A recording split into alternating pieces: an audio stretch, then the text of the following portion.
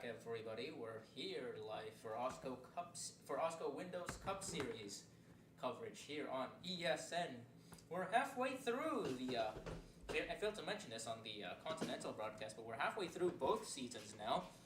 So this is race 20 of 40. We're here at Sonoma Raceway in Marin County, just I'd say about an hour north of San Francisco, I think, depending on the traffic and what you're taking, I guess. But yeah, we're here in the usually very beautiful hills of this of wine country here for the Save Mart 400, which will be 125 laps around this just under 2 mile circuit. I believe this race is going to be slightly longer than the NASCAR Cup Series races here. I think those are 350 usually. So yeah, we're here for a bit of a longer race than usual I would expect for a stock car race at Sonoma. Once again, joined here with Ellie for the pre-race show. Ellie, we're halfway through the season right now, and as we're navigating our way through this road course stretch, what have been some of your takeaways from the series so far? I think you've been here with us in the studio for most of that stretch, I would say, and I think you'd have noticed some takeaways from these last month or so with these races. What do you think? Yeah, I think this is a very interesting track to hit the halfway point on here. It seems to be decently elevated, and there's a lot of ups and downs. I think it'll be interesting to watch, but yeah, like you said, I think at this point we're developing to be starting to get very competitive here, and a lot of drivers are trying to make a name for themselves here, it seems. I mean, Ava, the 98 car, she's been pretty impressive so far, and I think Jocelyn as well, she's very high up in there in points, and we're seeing a lot of these drivers start to get more competitive now that we're towards the halfway point. And I think we're probably going to see that competitiveness shine with this track. I just think it's a very interesting track. Yeah, I mean, this is Sonoma is quite a tricky racetrack here. Yeah. I'd say it's one of the most technical racetracks that we have here on the Cup Series schedule. I think the only track that I'd say really rivals the amount of the skill level required to master this track. I think it is only really bested by Mount Panorama, Bathurst in Australia, which is one of if not the most difficult track almost in the world, really, to master. That track is and there's many similarities, I would say, with the way the racing is at Mount Panorama and here in Sonoma.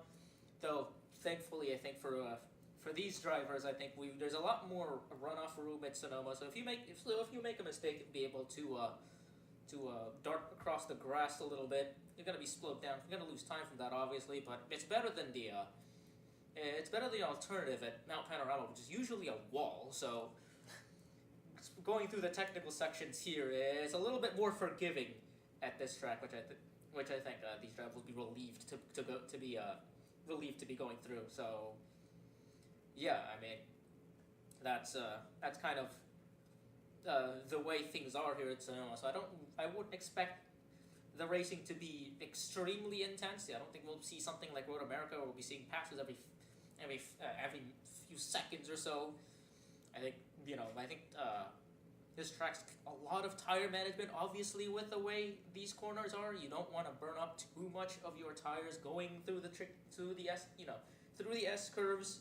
Especially, you want as much grip through there as possible. And assuming this race starts getting long runs, it'll be a real matter of importance to have a car that's super balanced through those corners, because that's super balanced, and B, to not wear down your tires too much over the course of a run, because those S's are going to be I think going to be the most crucial part of the track, and that's where you're going to either gain or lose the most time compared to your rivals, I think. Do you agree with that? Yeah, I agree with that. The handling of this track is going to be tricky, and I think it'll be interesting as well. my main thing here is not only the S's, but there's a little bit of up and downs here. We're gonna have to watch and see if these drivers' cars are tuned decently enough to handle that kind of, I guess that kind of mobility. I think it will be very competitive, but I don't think there will be passing every second. Like you said, I agree with your point. I think the passing is going to be more so. It's going to be more strategic here because this is a very technical track. It seems very tricky, and I think you're going to try and have to develop a strategy first, stick to that strategy, and then when you got one little window to pass somebody, that's the moment you got to take it. Yeah, timing your passes is going to be very important here, especially with the especially if you look at the race, if we look at the racetrack. I think obviously the hairpin at the end, that's going to be I think the main overtaking spot if I had to guess. If you look at the you look at the layout that we're running here, well, obviously we're running the chute layout as God intended for stock car racing. None of this carousel nonsense. But yeah, obviously turn 11, the hairpin, that's going to be the most important part. Hard braking zone, that's going to be where you're going to see a majority of the moves here, I think. You want to look out for the kind of the 4-8 to 7, the chute complex. That's gonna see a lot of passing, I think. That's probably one of the widest parts of the track, and that kind of double whammy of right turns there, I think will create a good place for setting up and then making moves off for setting up and then making moves to make passes as the race goes on.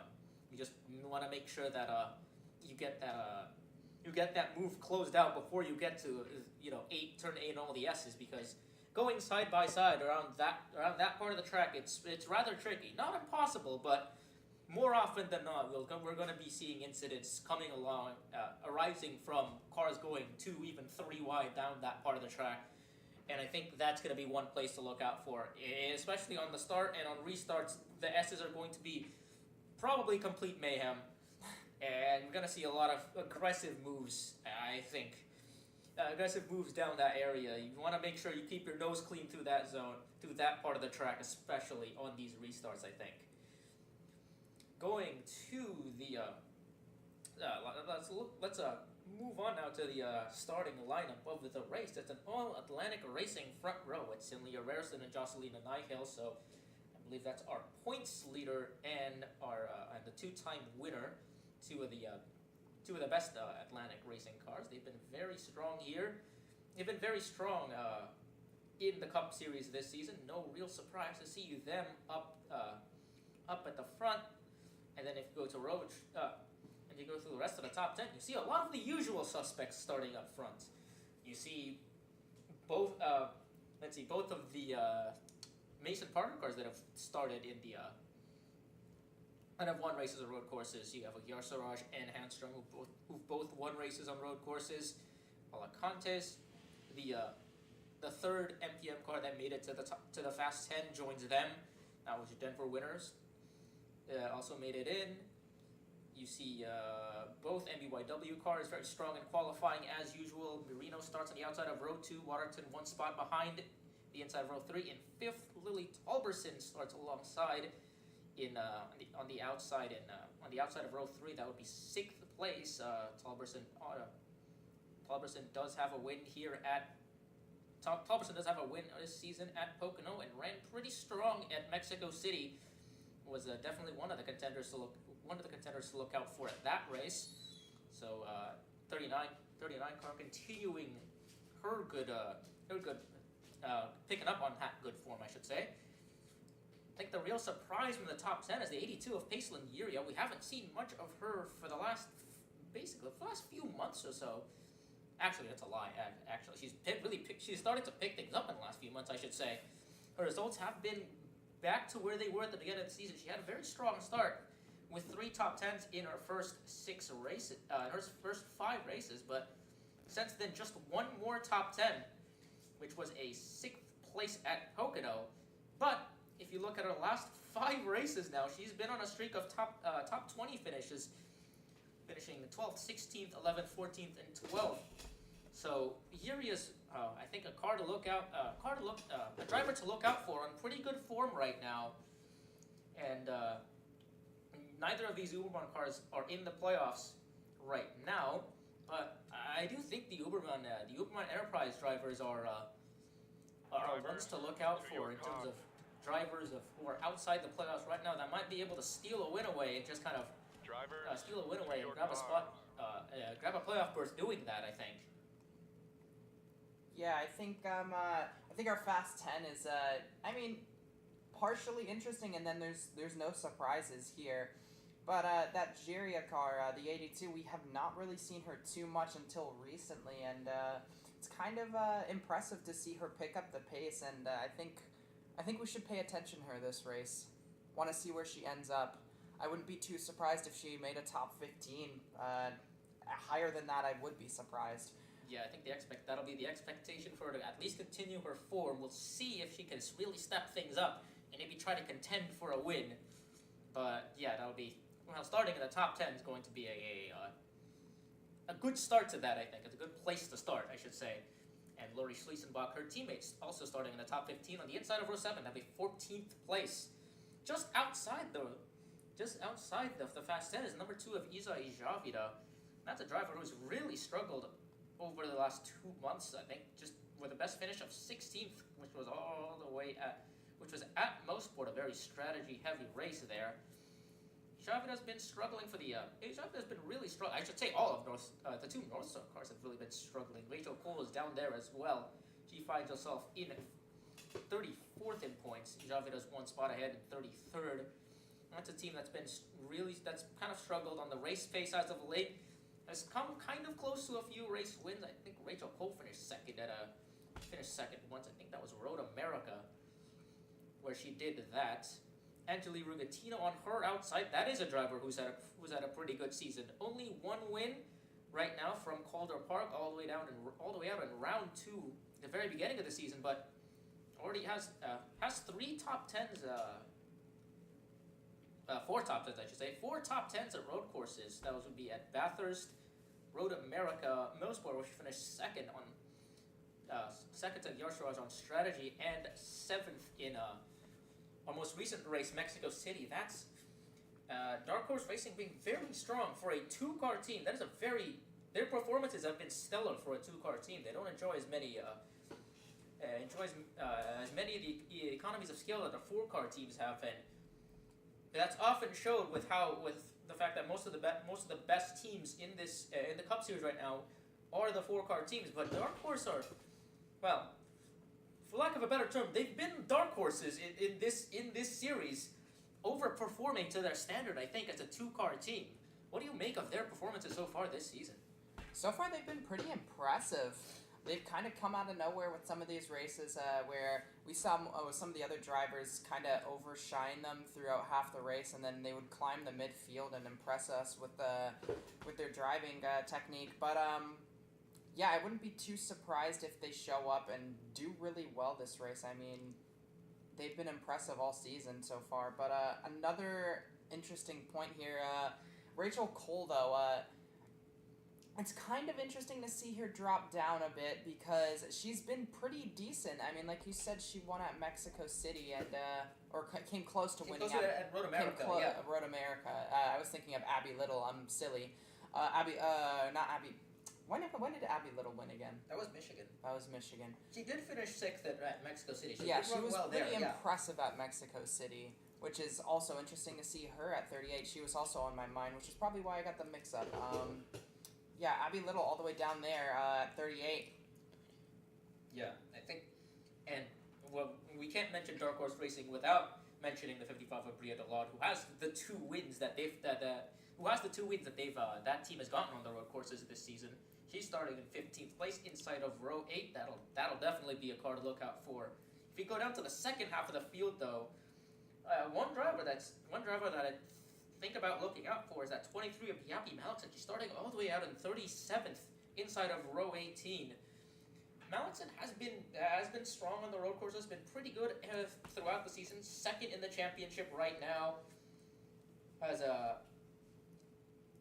mostly been a top 20 car all season, at least a top 20 car all season in terms of pace. So that's a driver I think we'll be looking out for in terms of any drivers that could potentially make a charge from the back to the front. I think. Yeah, I agree with you. Yavi Maxon has been pretty decent, and it's kind of interesting to see her start at the 35. But back on your point really quickly about Bria Delayed, 15th is not a bad place to start for her, and she's been pretty decent so far. Yeah, Delata's been excellent in kind of strategy-oriented races. I mean, Road America and Mexico City, I think, were both rather strategy-oriented, as most road courses are. Road America was kind of fuel strategy-oriented, not much tire wear at that track.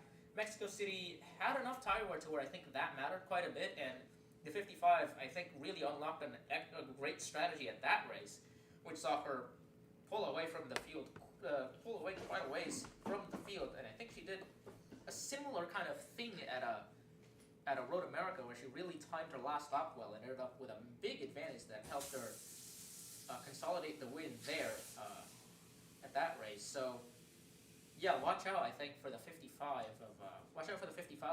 if this race becomes heavy on the strategy aspect.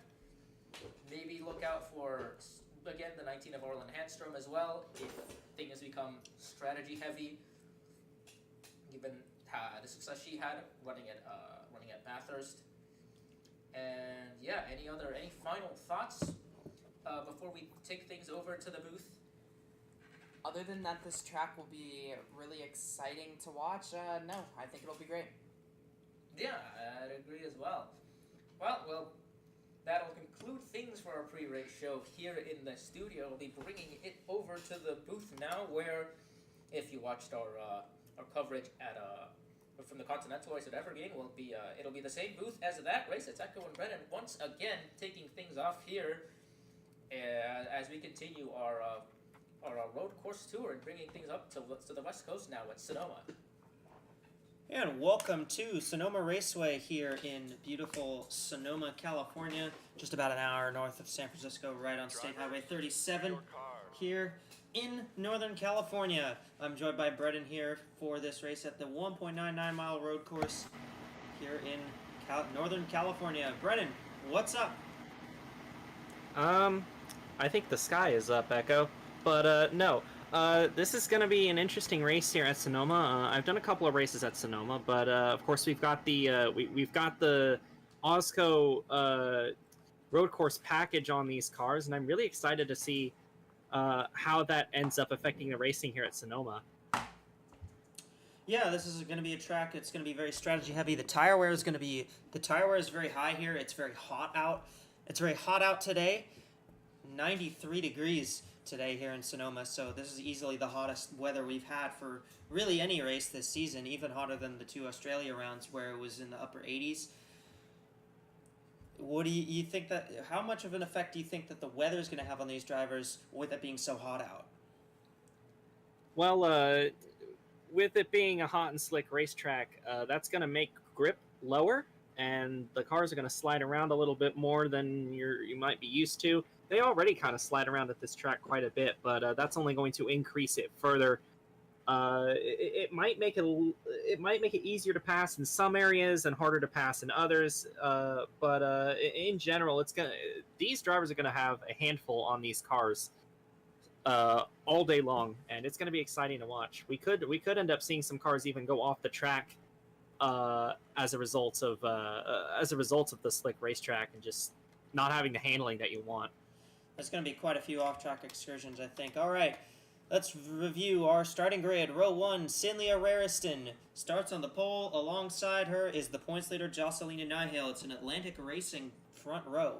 Row 2, one of the best road course drivers in the series, Eva Jarsaraj, starts in third alongside her hometown driver, Mimi Marino. The other hometown driver, Yania Waterton, and Lily Talberson will make up row 3. Two drivers that have won races this year. Row 4, there's Pace Lanieri in the 82 and the 34 of Mika Harina. Row 5, a couple drivers that have done very well at the road courses. Arlen Handstrom, winner at Bathurst, and the 18 of Perry Alacantes. Row 6, it's the 2 of Isa Ijavida and the 96 of Angeli Rugatino, scored a top 10 last week in Mexico City. Row 7, the 8 of Lowry Schliesenbach and the 9 of Carly Byrne. Row 8, 2-time road course winner and 3-time winner this year, Bria Delade is alongside the 6 of Jamie McJasmina, winner back at Montreal. Row 9, the 60 of AWSCO and the 72 of Janet Parkings.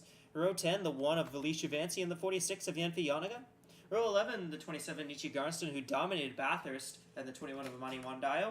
Row 12 is the 31 of Taylor Happerman and the 16 of Sky and Jetta. Row 13 is the 22 of Andrea Davison and the 10 of Audie Stoneman. Row 14, the 99 Marisha Vebels and the 52 of Rachel Cole, who's been pretty solid at the road courses. Row 15, the 20 of DeGavi Abriella and the 91 of Alicia Byrne. Row 16 is the 62 Hala Sukovic and the 15 of Tabrisia Toleron. Row 17, the 17 Jera Reister, still looking for her first top 10 of the season, and the 42 of Meka Gennaro. Row 18, one of the better road course drivers as well we've seen, Yappy Malikson, is alongside Mikkel Yatica. Row 19, the 38 of Young Wei Ku and the 71 of Abby Little. And back in row 20 is the 26 Sophie Chantase and the 93 of Irina Tosima. So this is a 1.9 mile track, 125 laps here as opposed to what we normally see in the NASCAR Cup Series of 110 laps. So 15 extra laps. How do you think those 15 extra laps are going to play into this one for these drivers? Well, it could affect when these guys end up coming into the pits. It could even affect how many pit stops we might see here today. I'm not sure what the pit window is at this track, but yeah, and if we end up getting a late caution here, that could make things exciting as well. The fuel window is about 40 laps, although I think they're going to pit a lot before that because the tire wear is so high here. So the tire window is more like 30 laps. So this could be a 4-stopper, could be a 3-stopper. Depends on how you want it. Depends on what you want to turn this race into. If you want to skip that final pit stop, you might be able to get away with it, but I'm not sure that it's the greatest idea. Yeah, I guess it really just depends on execution on the racetrack. If you can execute that 3-stop strategy, then you could end up gaining a lot of time from that. But again, it's just a matter of tire saving as well. So it'll be nice to see the two different strategies if that ends up coming into play, and which one ends up winning out. Yeah. And I mean, I think if it's a strategy race, you'd be seeing Bria Delade and that 55 team licking their lips because they have capitalized on multiple strategy races this season. All right. Pace car will pull off into the pit road.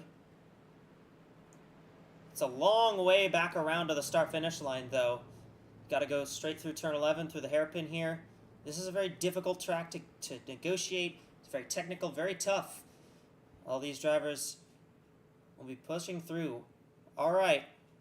Rariston and Nihale will lead them to the green flag here in Sonoma. And we are green here in Northern California. And green at the halfway point in the season.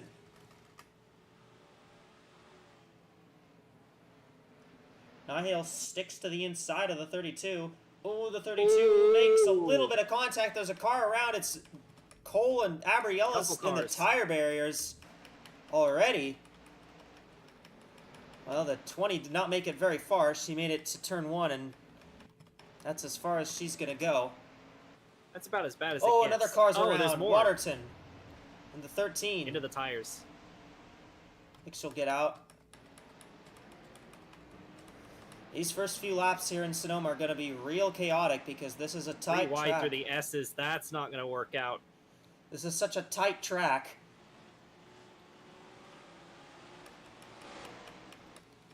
This is such a tight, narrow track, and when they start them double wide like that, it's really difficult to negotiate. Yeah, especially through the S's there. That might end up being a trouble spot in this race. Cars that go double wide through there often have collisions, and that could send somebody off the racetrack, like you saw with the number 20 in turn 1. And that's again, like I said, that's about as bad of a race as you could have, just immediately in the tires in turn 1, and that's probably going to be the end of a race, as we see a battle here between Mika Harina and the 82 car. That's Harina and Yuria fighting for, I believe, the 6th position. Yuria is going to hold on to it. This is kind of where, at the exit of turn 3A, is where you're going to see a lot of, that's where a big trouble spot's going to be, because cars are going to get wide. They might even get into each other on corner exit there. But down here into 7, there's the chute. That's a great passing zone. Another great passing zone is into turn 11. But Jocelyn Nihale, the points leader, coming into this one, took the lead early and has taken the lead. Started second, has taken the lead, and pretty solid for so far for Nihale. Oh, the 17 is blowing up. Dira Reister. Oh.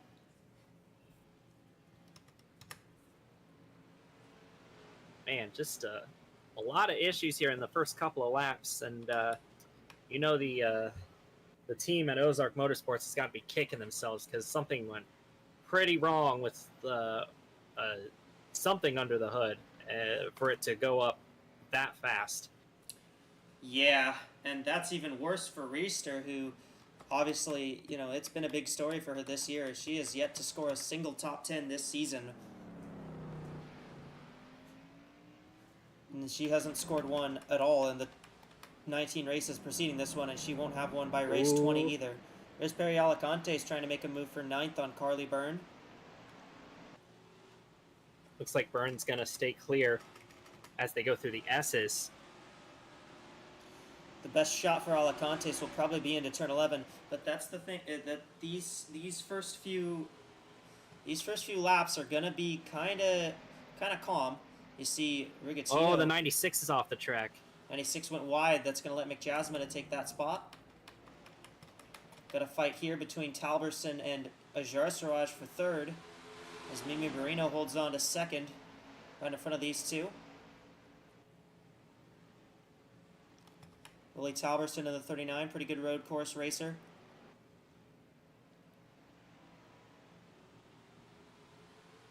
She continues to fight with that 98. Maybe Marino's trying to take this, but it looks like Ajar Siraj may end up going past both of these two on the outside. And this driver has had a lot of success on the road courses this year, so it's no surprise to see her running up in 2nd place. Looks like Talberson's going to get passed for 3rd, and the 32 of Cinlia Rareston might have something for Mimi Barino here. And Barino's had a lot of good qualifying runs this season, but she never seems to be able to cap off a good qualifying run with a good finish. So already seeing her slipping down is not a good sign for the 3 car, but she's still up here at least, so there's still time for her to defend as she blocks the 82 there through the S's, and now she's going to go wide, and the 82 of Jiria is going to go to the inside. She's going to pit. She's coming to pit road. Not sure if that's damage or what, but has to have been unscheduled. Ellie, what's up on the 17? So yeah, the 17 car came into pit because she's been having issues with her engine, more so the gearbox as well, so they had to pit her as soon as possible and work on that car immediately.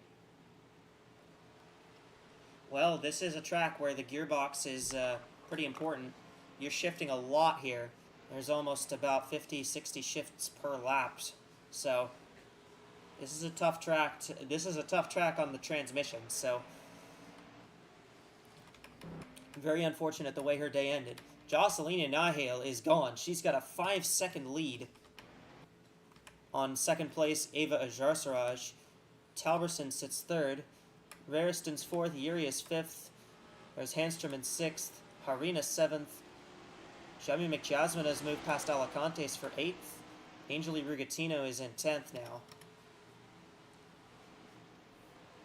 And Johnny Rugatino's McJasmine is gonna go a another one. little wide. Oh, off the track again. Okay. That 96 car. Rugatino's having a lot of trouble with that corner. Well, I think it's been something that Rugatino's talked about. These road courses just aren't her skill set, which is kind of interesting considering she has 4 top 10s on road courses already this season. But that's something that she's been pretty open about with, you know, the road courses just don't fit to her skill set. And they've managed to get some good finishes on strategy on that in that 96 car. But they haven't, but she still kind of struggles. She's lost a couple spots there as for those cars went off to Schliesenbach and Yenfe Janiga. I was going to point out Jami McJasmine, another one of our better road course drivers. She's gotten a win at a road course earlier this season. So another driver that we expect to see up here towards the front on these road courses, running in P8 right now. Yeah, and McJasmine has got 3 top 10s this year, and they've all come on road courses. She had one at Road America and Mexico City last week, along with her win at Montreal. So this has been the kind of track that McJasmine has excelled at. And, this, I guess you could say, is her home track, kind of. She's from San Luis Obispo, California, which, not too far from here, about 4 hours away.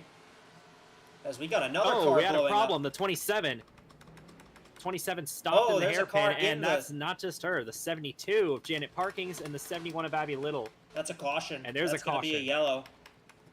That's going to bring out the caution. I think Garnstone was the other one involved. That looked like it would have hurt. Looked like Parkings ran into the tire barrier. Looks like Mauricia Vebelst has damage too. Vebelst. And Abby Little in the 71. Yeah, Little was over in that barrier with the 72 car. Well, for Nihale, her almost 6-second lead is going to get wiped out here. So we've had a yellow flag early on this one on lap number 7.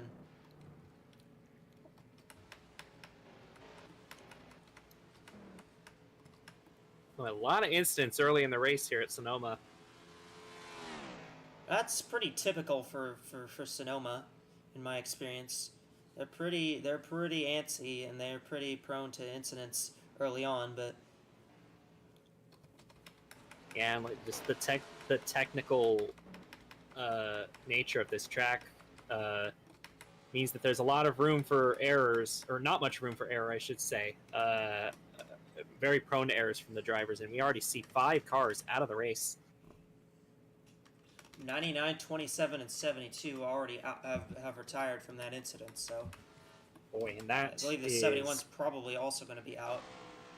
very bad for Team Flervent. Both their cars already out. They didn't even make it 10 laps. I think it might have been something. It was the 27 and the 99. Vebelst and Vebelst and Garnstone. Garnstone. 2 of the most aggressive Ooh. drivers in the field, and they both took each other out, and Parkings just runs into Vebelst. That was a hard hit for the 99 car. Yeah. It's like the 31 might have gotten damaged too. 71 made it to the pits, but she's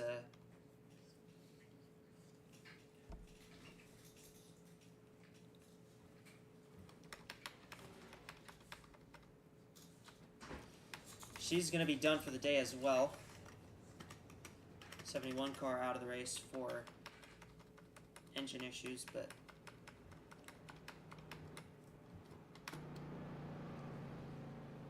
first caution of the day here on lap number 8, as Nihale leads the way. She led by about 6 seconds at the line, but that lead is gone now. So now at this stage of the race,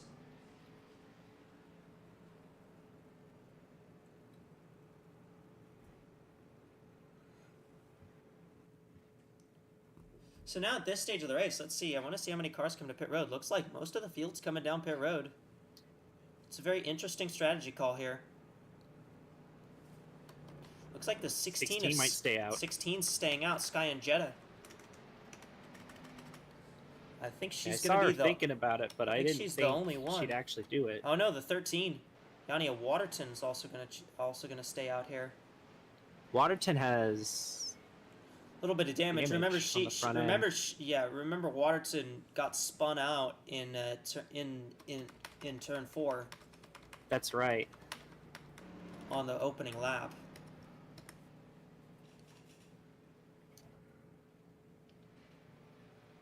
So Sky and Jetta, driver from Oregon, will take the lead here. It's Oregon and California up front. West Coast representing very well right now. Yeah. I know you've got a lot of drivers from California in the field. Looks like Tauberson is going to get the lead off the pit Talberson cycle just here. Talberson will jump Nihale off the pit road, and the 16 is Oh, blowing no! up. You got to be kidding me! Going right up the hill. That might be the worst spot she could have done that.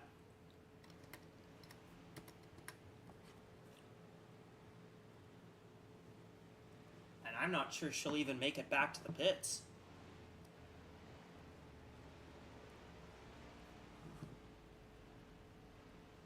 Wonder if Yeah, she's Just- not going to make it. something happened while she was going uphill. Well, that'll give the lead to Waterton. It just caused the engine to blow up. Lights are out on the pace car. Only 2-lap cautions on the road courses. Yep, I'm, short actually, I'm cautions. not used to calling road course races with cautions at all. So this is a first for me. Yeah. It helps that the cautions are very short here, especially at this track, because this track is not particularly long. Yeah, I think the cautions definitely help out a track like Sonoma. It's only about 2 miles long, so Well, I think cautions help out at road courses, especially because, you know, on the start of the races, on the starts of the races, that's usually when it's the most hectic, and, you know, that's when the racing's usually a lot more exciting. So, you know, when the caution comes out, it gives them a chance for a restart and gives these drivers a chance to actually make up a bunch of ground. But we're not going to get a repeat of Mexico City, where we went last week. The full 99-lap race, full 400 kilometers without a single yellow flag in that one. So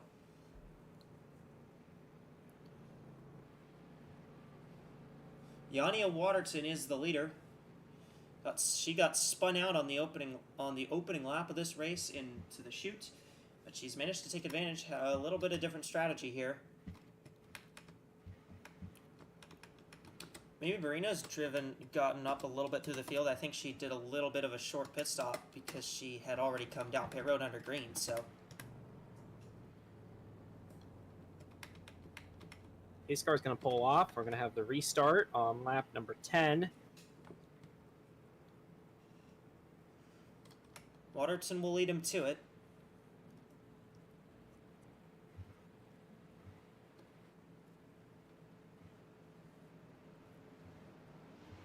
Green flag is out, and we're back to racing.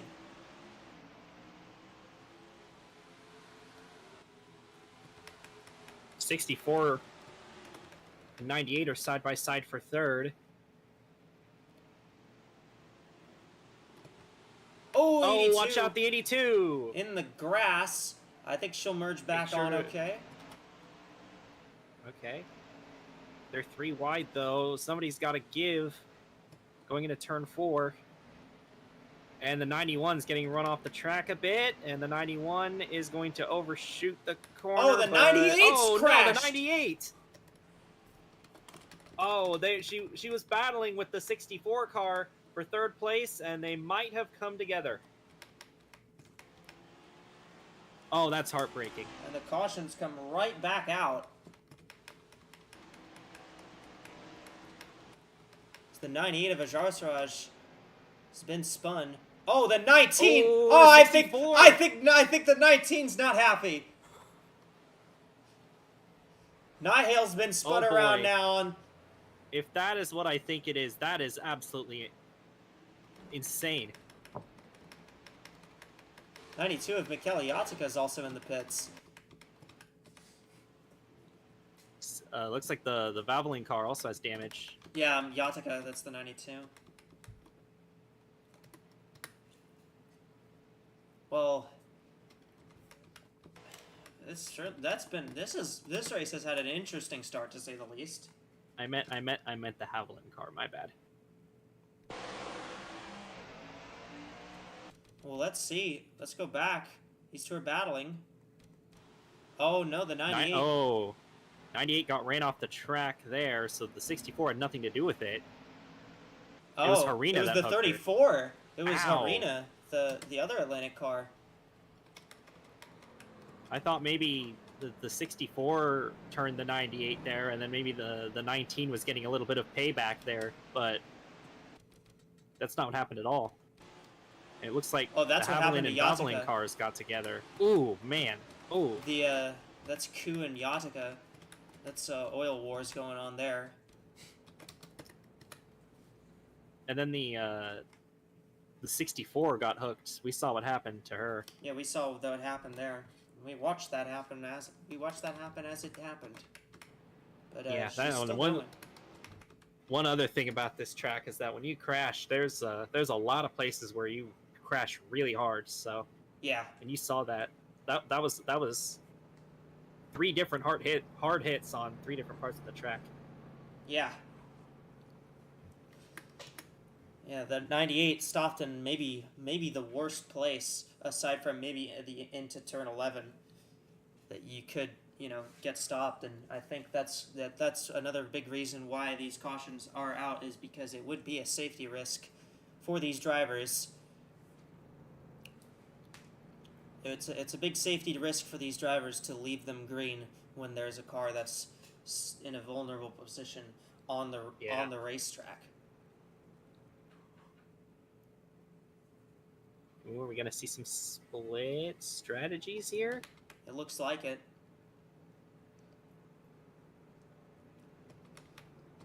Handstrom gonna lead them in. Not everyone's coming in. A fair few cars are coming in, but not everybody. I believe the 64 is definitely coming in. So is the 38. That's not very surprising.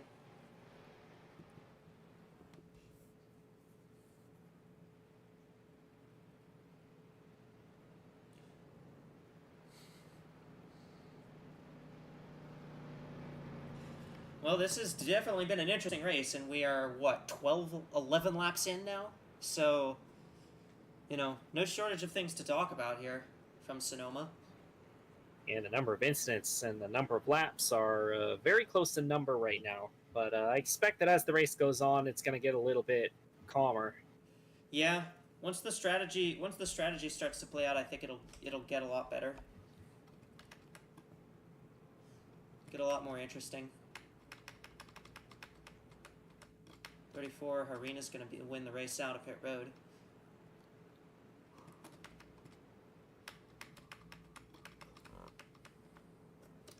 So 64 out? 64. Yeah, 64 retired. So Nihal's done. That's the points leader. Points leader out of the race after leading a good bit of it. So for Nihal, that's a rough one. That's a tough pill to swallow, especially considering she was only leading the points by... Well, she was leading the points by 27 over Malixon, so... Gabby Malixon's still towards the back of the field. She was...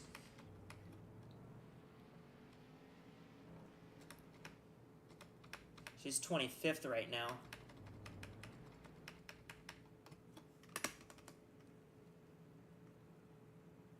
That's a long list of retirements already. Yeah.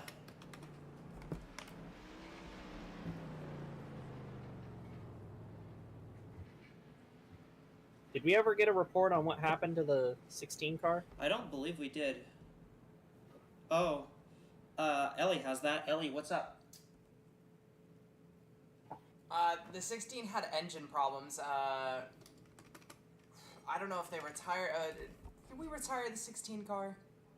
Yeah, Alright, 16's so, out of the race. Yeah, at this point, they had to take her off then. The engine problems were just too much for her to handle.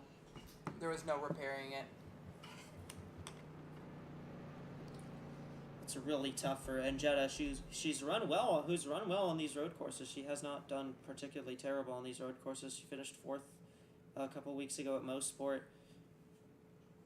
And if something was sick with that, something was sick under the car, possibly the strain of that uphill section was just too much and it gave out.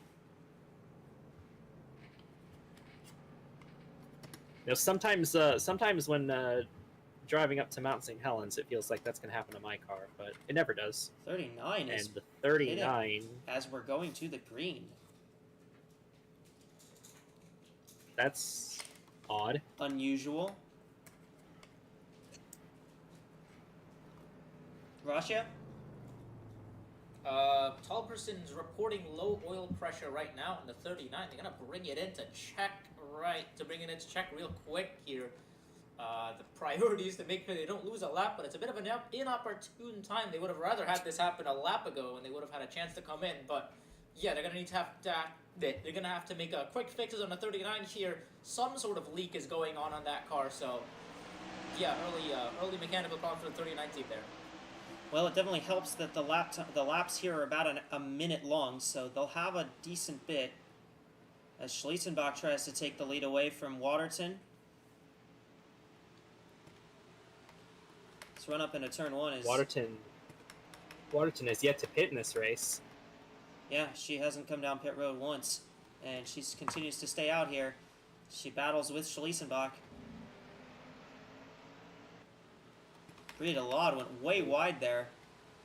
They're going to be side by side in the 7 here. These two are still side by side, in through the S's. Now one of them's going to have to lay off, and it's going to be Schliesenbach. Ooh, tight moment there between the teammates at Southwest. That's Yoniga and McJasmino. 39's back on the lost a couple of track. spots. 10, Uh-oh. 60 have gone off.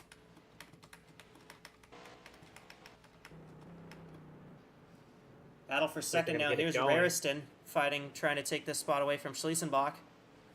Rariston tried to put the bumper to Schliesenbach there, but Well, he made it a lap couldn't get the this 8 to time. move. He made it a lap this time off the restart, so...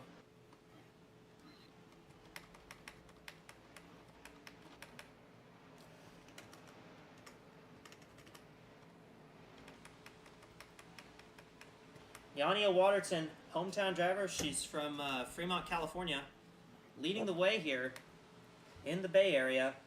And I'm sure that this is a pretty welcome sight for the many fans in attendance who've shown up to this race. Popular racetrack out here, and I'm sure that they love that the hometown driver's leading the way. Yeah, definitely. This will be a great track for Waterton to have a good run. And they're still battling for second back there. Rariston tried to get by Schliesenbach. She's done just about everything but wreck the 8 car, trying to pass for second here. This could be a good opportunity. Into turn 11, she's going to go for it, and I think she'll get it here. Oh, a dive bomb from the 32. Kind of drove her a little She wide. will take second. She drove that 8 car a little wide, but managed to make it work. Yeah, Rariston's racing rough here. We'll see if Schliesenbach returns the favor. Well, this has kind of been one of those tracks that, you know, kind of lends itself to those short track drivers a little more than, you know, a little more than some other road courses, just because it's so technical and tight and you're turning a lot. So the drivers that are more experienced on the short tracks have a lot of space. And Schliesenbach's off the track. Yoniga will take 46 third. is going to move into third. Yeah, Breed there's a lot lot of tight corners on this track. There could be good passing opportunities, and there you see the bumper being given to Delata in the 55 from the 26 car of Chantose. Chantose, yeah. It's a French on French violence there.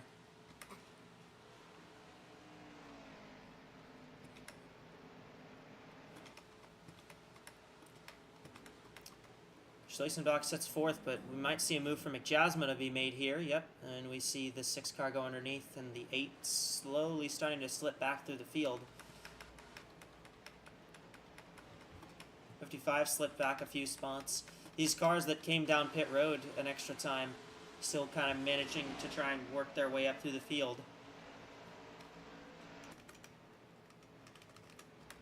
Nobody else out of the race though. Not since the last yellow flag. McJasmine will try to clear for fourth here on Schliesenbach. The 8 car's still sticking to the outside though. Good side-by-side action though so far early on in this one. Vermont Enterprise having a pretty good day today so far, both the 8 and the 82 inside the top 6. A lot of West Coast representation up here. You got Waterton leading the way. You got Cinlia Rariston from Arizona right here in second. You got Yenfi Yanaga, the Chinese driver, up in third, which is fairly fitting for the San Francisco Bay Area, I would say.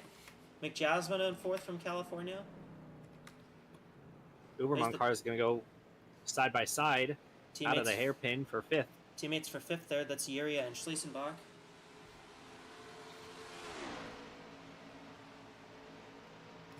Mika Gennaro right now running in the top 10. She's running ninth right now, so for Gennaro, it's been a struggle this season, but she's done pretty okay on these road courses. These have been the tracks that she's run fairly all right on. Plus, she's got her home track coming up in a couple weeks in Rio de Janeiro, so when AWSCO goes on the World Tour, that's going to be something that a lot of these drivers are going to be really excited for when we start going international again. That's 3 Southwest racing cars in the top 10 as well, so they're having a good day, other than, well, the 16 car blowing up, but it can't be perfect, I guess. I mean, if it makes it feel any better, the 16 was leading when she blew up. I mean, it wasn't really on pace, it was on strategy, but I guess it counts, kind of. She gets the lap lead, of course it counts. That's true, she did actually score a lap lead from it, so.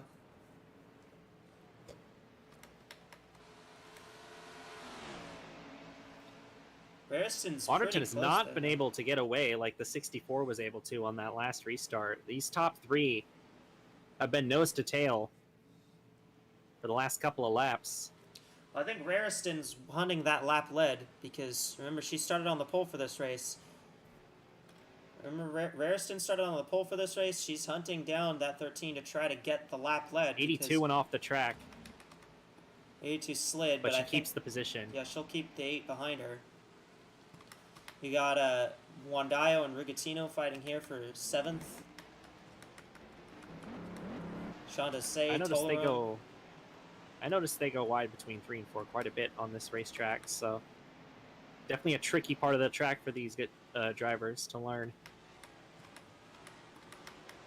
Tabrizi Tolaron looking for a decent run. It's been a struggle this year for Tolaron. And right behind her, the number 31 car, with damage, is up in P12, so. Gennaro on Rugatino for 8th here. And I think she's going to grab that spot. We'll be side by side coming to the line, though.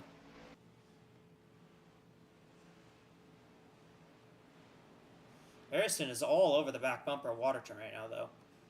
And I think the more that Waterton holds this 32 up, the more that it's going to drag a fair few more of these cars into this battle, because I think the 32 is faster than a lot of these drivers. But or at the very least, I think a lot of these cars might be faster than the 13. Well, yeah, I think that's the key thing. Is it's difficult to make a move, and Waterton's just kind of holding them at bay right now. I'm not sure how long that's going to last, though. 32 goes pretty wide. Sometimes they'll just go wide to throw up a little dirt, kind of cloud the vision of the driver behind you. Like an unintentional smoke screen. Yeah. Or maybe an intentional one. You never know. We got to car around the 31 car. Hapham, and she is not moving. And I just pointed her out as running in 12th with a damaged race car. No, and it's not over. The 18 and the 19 got into it. That's a couple of teammates. 31 stopped on track, and that's brought out another caution flag.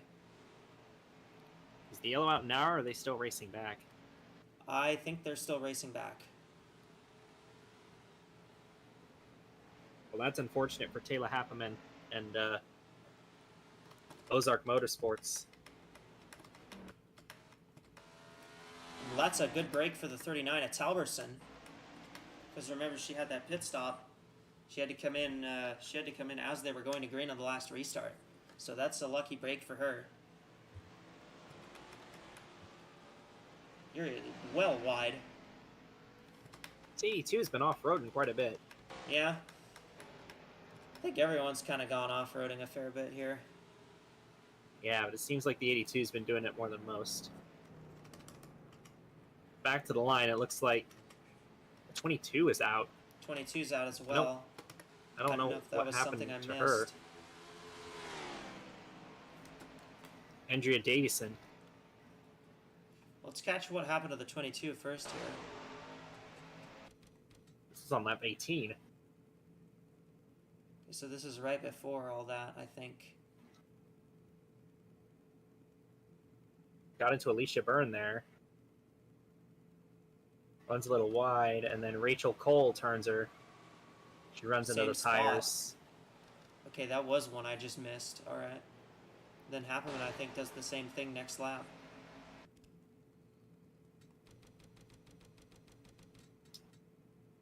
Yep, Rhea Delod got into her.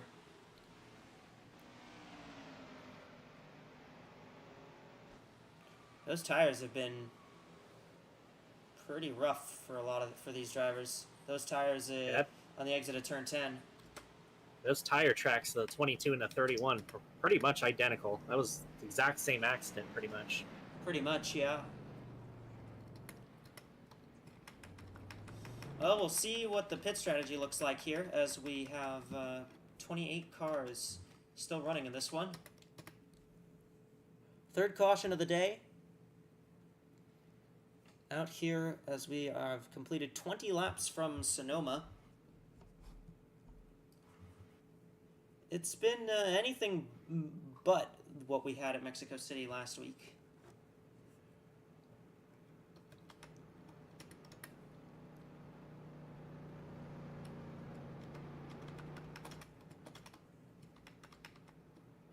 So get a nice little wide shot of this beautiful facility in Northern California.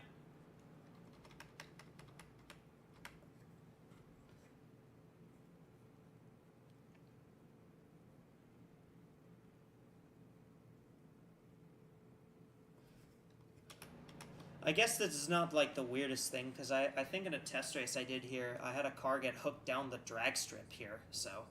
What? How does that even happen? I don't really know, but it happened. Bit of indecisiveness on if they're going to pit or not, and it looks like the 13 will make her first pit stop, and 13 split staying, from there. Coming in, yeah. Bit of a split. Yeah, we got a bit of a split here. That's something that we've seen on pretty much every caution, so that's very interesting. You know, we're going to have a mix of different strategies here. Yeah. Waterton able to save a little bit by not coming in on the first couple of yellows, and now she'll make her first pit stop. It'll cycle the lead back to Cynthia Raristoun, who will finally get that lap led on lap number 22, on lap number 21 technically.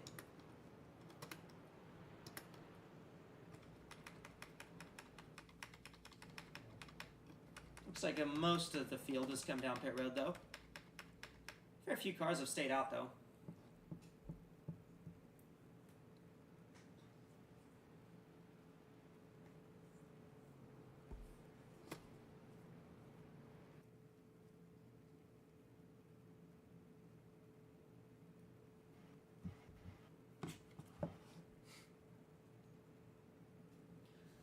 So yeah, been an interesting show so far. But I think maybe if we can get a little bit of a long green run, that this race might get more interesting.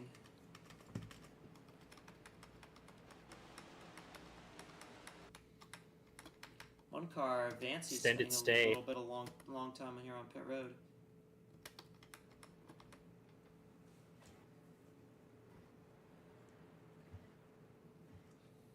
Lights are out on the pace car, so we're going to go back green.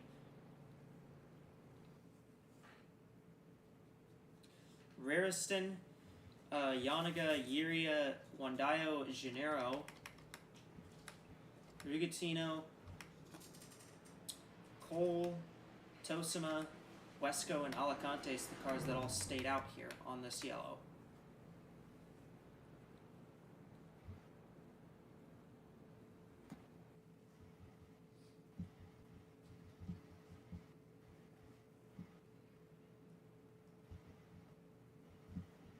We're about 44 miles into this 250 or so lap event. From the 2-mile Sonoma Raceway in Sonoma, California. This track's been around on the NASCAR Cup schedule since the 90s, save for the pandemic year. And this track has gone through a lot of different eras, but it's one of the tracks that's loved by a lot of drivers on the schedule, and it's stayed for quite a while.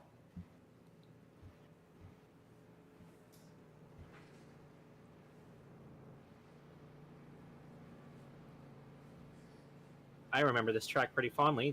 This is the track where I first saw my favorite driver win a race. Yeah, that would be Martin Truex Jr. in 2013, I believe. Yep. I was just waiting for the fuel to run out, but it never did.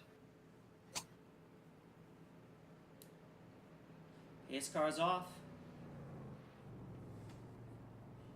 Harrison gets a little tap from Yanniga coming through the hairpin.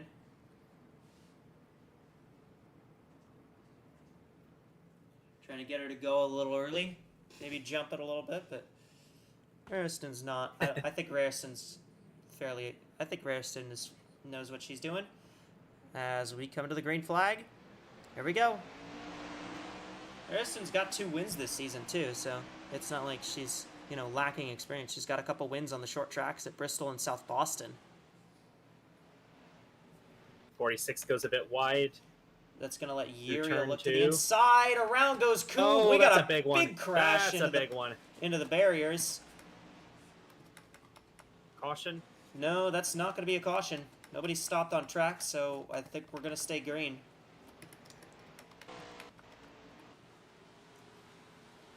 That stacked up a lot of cars back there. I wouldn't be surprised if we get even more incidents after the stack up.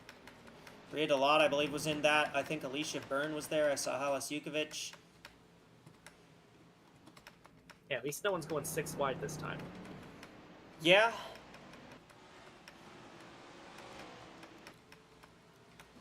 Youngwei Koo got... We just recorded the LSCI race at Denver just before this one, so... Yeah. Anyway, the 42 of Gennaro is going underneath the 21 of Mondayo for the 4th position, and she's going to get it.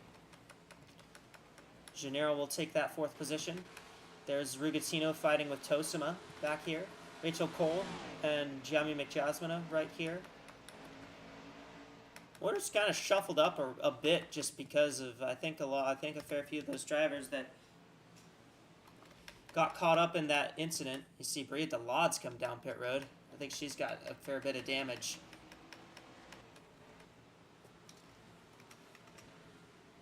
I think the 26 of Chantose is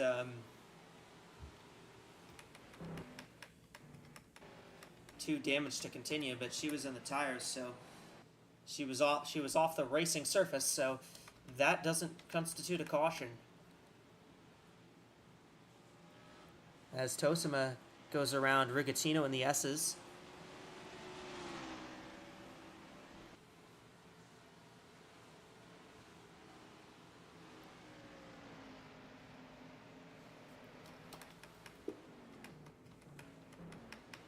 .32 and a bit wide on the corner exit there of the hairpin. Could allow the 82 to catch up a little bit, but 32 has opened up a decent-sized lead here on the 82, about a second. Nothing like the lead we saw Nihale get, but yeah, not yet. Still gapping the car behind her though, so that lead could definitely develop. Yeah. Perry Alicante's here fighting with AWSCO for 10th. These two continue to run side by side. Cloud of dust in that same spot every time they go over that hill. Yeah. Looks like the 9 and the 8 are side by side for 11th. For 12th, I believe. For 12th. Alicante's will finally drop in here. 8 car actually she won't be able to drop in. The 8 big move by the 8 of Schleisenbach. She's gonna take that. Being aggressive down the S's. 93's in. 93's coming in. to pit road. 55's still sitting on pit road. So that car has more problems.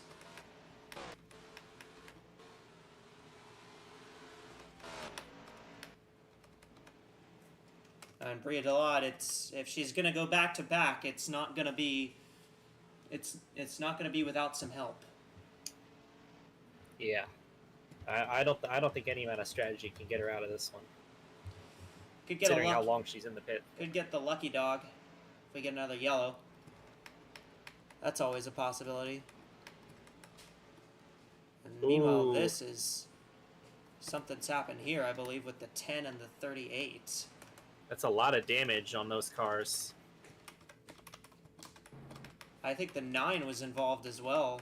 Yeah, the 9 was up near the top 10. Yeah, that's well, we'll go back and see if we can figure out what happened to these cars, because that's Harina Stoneman and Carly Byrne that all.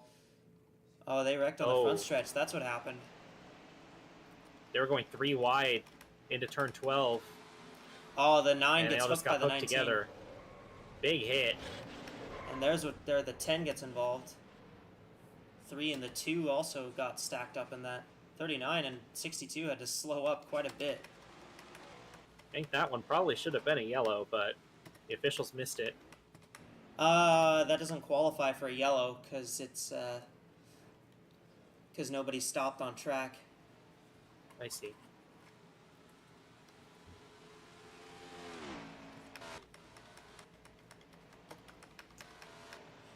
The criteria for a yellow is if you basically stop and tow on the track. Yeah, I see. And nobody did that there, so it's not a caution. AWSCO, Schliesenbach, that's a fight for 9th here. That's starting to develop.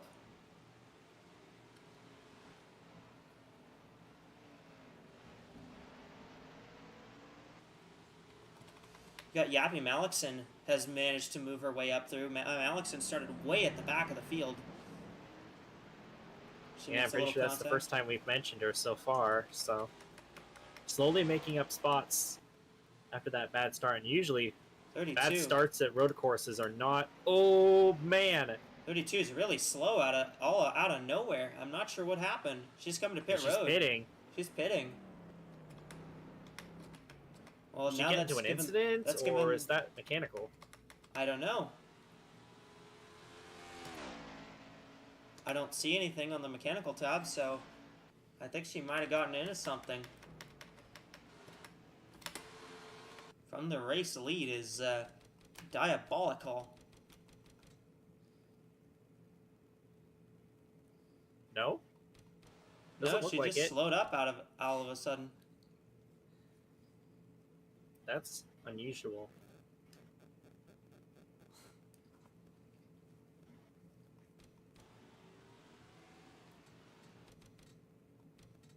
She just got really slow here. Did she? No? She didn't hit the wall. I don't know. Something must have soured under the car. I know nothing showed up in the mechanical tab, but yeah, I don't know. Something it must had to have been something. Something must have just not felt right to her. Well, Pace so that's going to hand the lead over to yeah, past Lingeria. Pace Lingeria in the 82 here.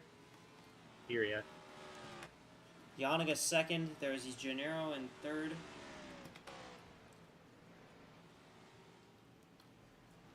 Wandio in fourth.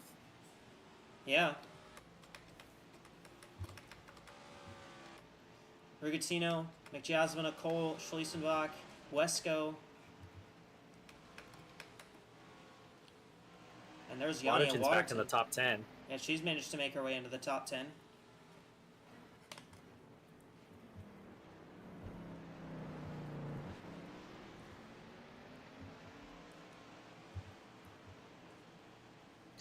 I think Waterton's kind of being helped by having these fresh tires. Yeah.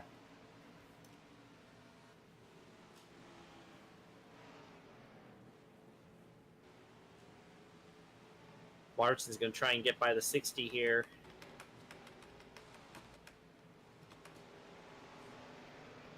All over the back bumper, the 60 car of AWSCO. I think she'll finally And try and make the move here into this'll turn be- 4. yeah, this will be her spot here in turn 4. And she's got it. 13's got about 8 laps less on her tires than the 60 does, so that is a bit of an advantage for these cars. For these cars, I mean, that especially here, these tires make the tires make a huge difference. Yeah, definitely. A lot of tire wear at this racetrack, and that'll definitely create a speed difference. I'll be interested to see what the lap times of the 13 end up being compared to the leader. 32 is on pit road again. That's a second trip. Yeah.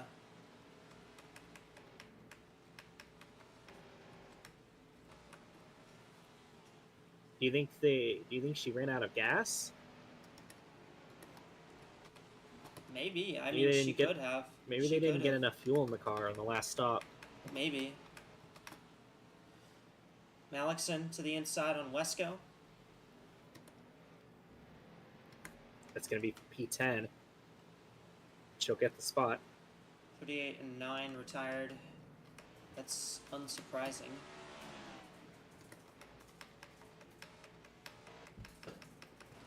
There's the 55 who's Did they rip the now front end off the last. 32 car? No. No. She's a lap down, I think. But, there's a move for 5th. That's McJasmine Ooh, on dive Rugatino. bomb. Got another side of Rugatino there. That'll put her in the top 5. Yeah.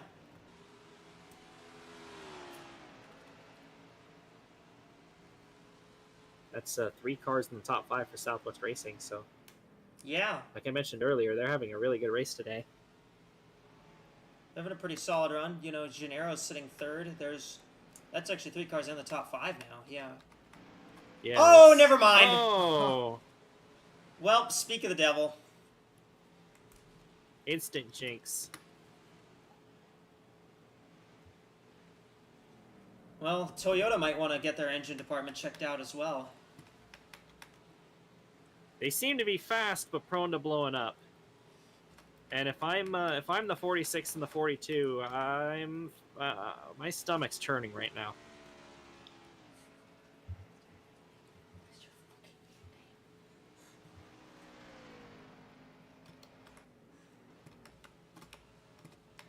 Well, that's probably that. I don't think that's the way that McJasmine wanted that to go. That's the that's what the second engine failure for Southwest in just 30 laps. So Yeah. rough go of things. What did Toyota bring their 2014 engines to here or something? Or the 2012 engines. Yeah. Or really just any early of the early to mid 2010s engines. 3.5 second lead for the 82 now over Yeah. the 46 and the 42. 21 sitting 4th. Then you got Rugatino in 5th. There's Rachel Cole in 6th without a rear bumper.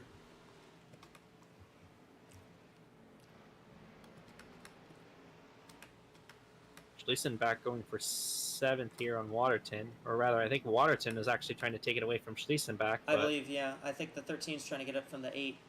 23 is also kind of following in her footsteps as well. Did the 23 pit under the last yellow? Yeah, she did. Yeah, so she and the 13 are on the same strategy right now.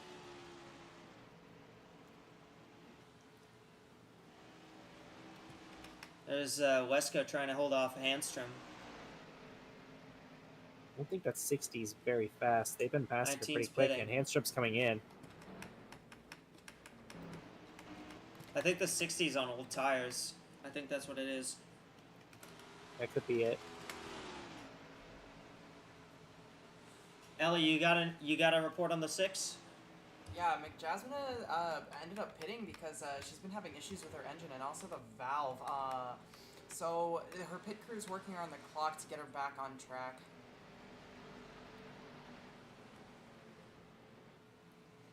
Whoa, Waterton. Oh, the 13 and 23 make contact.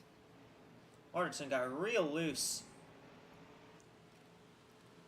Schliesenbach, I think, is The trying 20 to get by Cole. I think the 23 pushed the 13 on the exit of the corner there, and it upset the 13 car. Yeah. But they kept it straight. Well, Yappy Malixon doing pretty good so far. Managed to work her way up to 9th spot right now. I think 6 that is out. yeah, 6 is out of the race. 13 to the inside. Ooh, big send. Turn 11. She almost got underneath the 52 car. That was a huge send by Waterton. Yeah, Malixon managed to make the pass as well. Well, she's still trying here. We're going to be side by side into one. I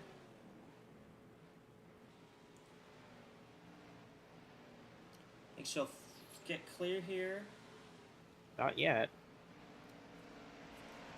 I think she'll have her off of 3A here. Or not. The 8 got a good drive off the corner. The 23 will have the preferred lane for the next couple corners, so I think she should get the position here. And she will. She will. She'll be clear. How about Halis Jukovic managing to work her way into the top 10? She's in 10th now. There's Izzy Javida. Lily Talberson is in 12th now. Good recovery from the 39 car. Yeah. Remember she had that oil leak earlier, and then she had to slow up for the accident on the front straightaway.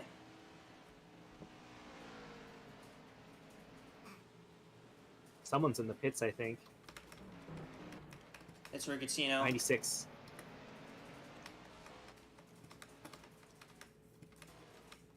Oh, the 10. Oh, the 10 is blown up. Either that or the 10 is had an accident of some sort. I think she's had an accident again. I think she's had another incident. Oh.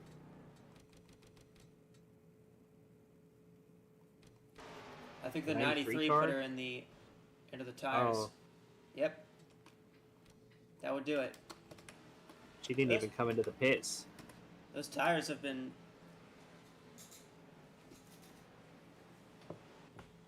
We're starting to run out of cars. It's only lap 35, and we've already had about 15 retirements already, assuming that this will be the end of the day for the 10, which, judging by the smoke coming out of it, it will be.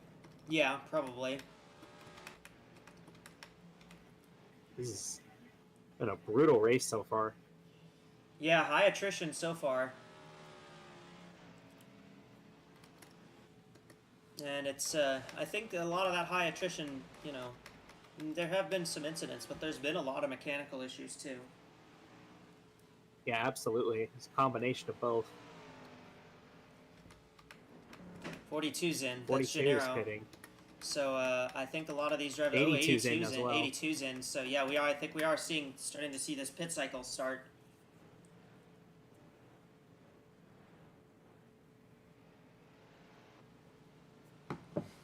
Did anyone else go in with them? Yeah. 21's in. 52, 62.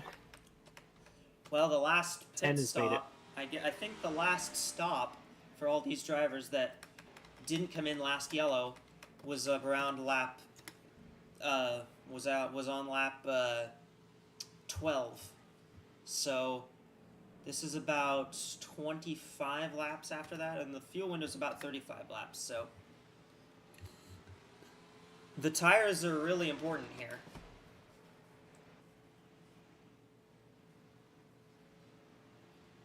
Ooh. Big send by the 19 car. 46 of Yanaga's still out here. And she's coming in now. She's coming in now. Will the rest of the field follow? 13 staying 13 out. stays out. She pitted the latest out of these cars over here, Two so of Vijavida's I'd expect her to go a little longer. I'm not sure why she was running the wall on her pit entry, but go for it, I guess. She felt like it.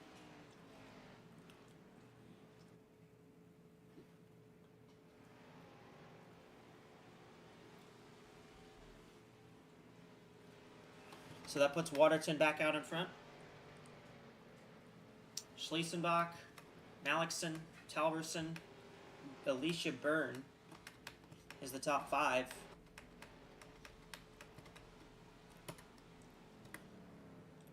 And these are all mostly drivers that came to pit road on the last caution. Yeah, so they can go a little bit longer than the other cars that Yeah. stayed out under the last caution.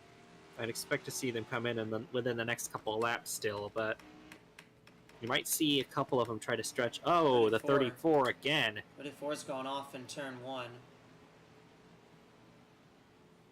Looks like she's going to get it back going, though. She's But got it that's back up heavy to speed. damage.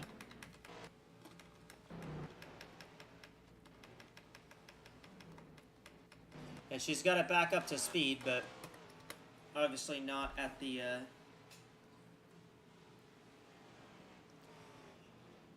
not at the greatest position for her. She's had a bit of a rough show as well, so Waterton leads, then it's Schliesenbach, Malikson, Talberson, Alicia Byrne.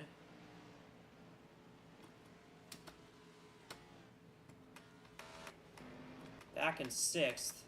I believe 6th is actually the 93 of Tosima. Tosima pitted a few laps earlier than the rest of the leaders, and she's actually managed to jump the 82 now because of that. So on this first strategy, the 93 of Irina Tosima is the one who's leading that. Ooh, 46 got passed by the 96 here, Rugatino. And the 1 as well, and the 42. So the 46 not a great stop for her, not a great cycle for her, I should say. How about Fabrizia Tolerone up here in the mix with these drivers? There's got Amani Wandayo there as well. Halis Jukovic, I believe, pitted with these drivers as well. 91's in. Alicia Byrne is in.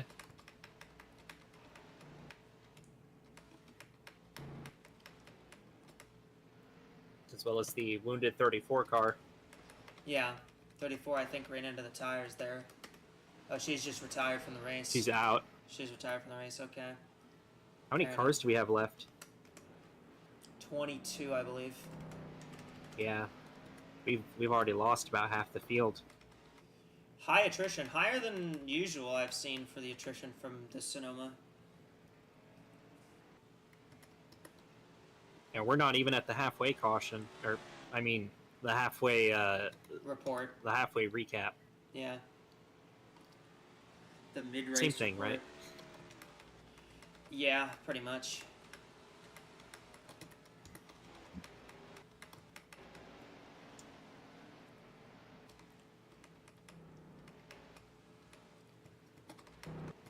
These cars still choosing to stay out for now. Yeah, they're trying to stretch it a little bit longer here. I think they're trying to I'm stretch curious. I think they're trying to stretch it longer to try and make the tires work in to try and make the tires last. I'm curious at the pace of this 93 car compared to the 82. Because she pitted a lot earlier than the 82. Yeah. So I'd expect the 82 to be running her down.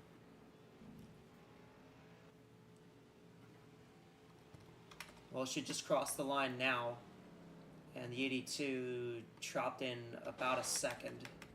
Yeah, the 82 is running her down a little. About half a second faster. That last lap was the 82 than the 93. Yeah, this is where it starts to get interesting here at this track. This track really likes to lend itself to strategy.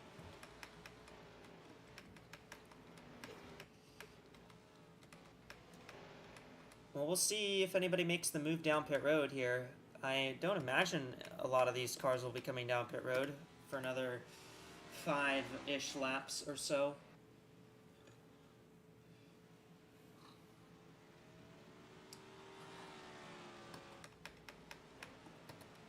But I am interested to see what kind of strategy will be the right play here.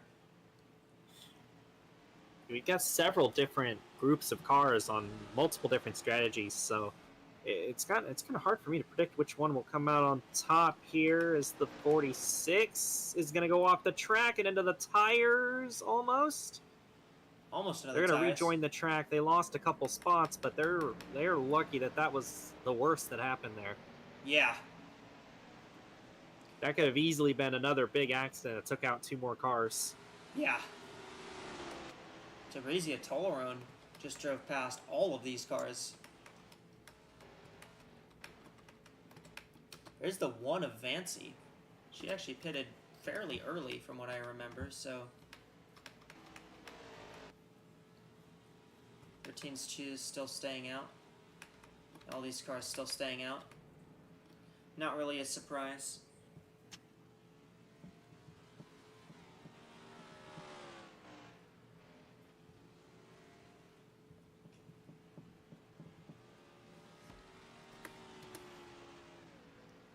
I think these cars that are staying out this long I think the best way for them to make this strategy work is... To the 96? Did something happen to the 96? An accident for Rugatino here. Yep. Yep, into the tires. 46, I think, was a little unhappy with how the 96 raced her there and just puts her right off the track. Yeah, the 96 was really slow through that corner, and that's kind of what caused the 46 to go off a little, and then I guess the 46 was not very happy about the 96 going so slow in the corner. I don't think she meant to. I don't think she meant to put her in the tires, but yeah. Definitely did solve the issue of her going slower, because you can't go slower than 0 miles an hour. Well, I mean, it solved the issue of her going slower on the track. Yeah, I guess she won't be going slower on the track anymore, so... Guess it's not our issue anymore. Here comes the 62 trying to go around the outside of the 21, and that's not going to work. Can't do it. 62 goes off the track, and Honda will keep the spot there.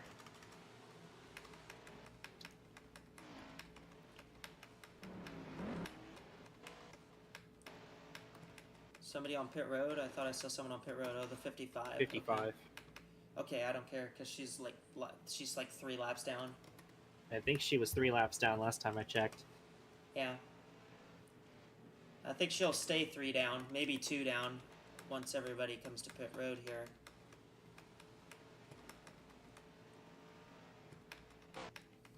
But I think that means, we're going to probably start seeing a bit of this cycle, now for these cars that are staying out long. For those This is where most of the fighting's going on right now. Yeah. E10, 21 and 62 have been side by side for a while now. There's Yukovic and swapping that Mondayo. spot back and forth.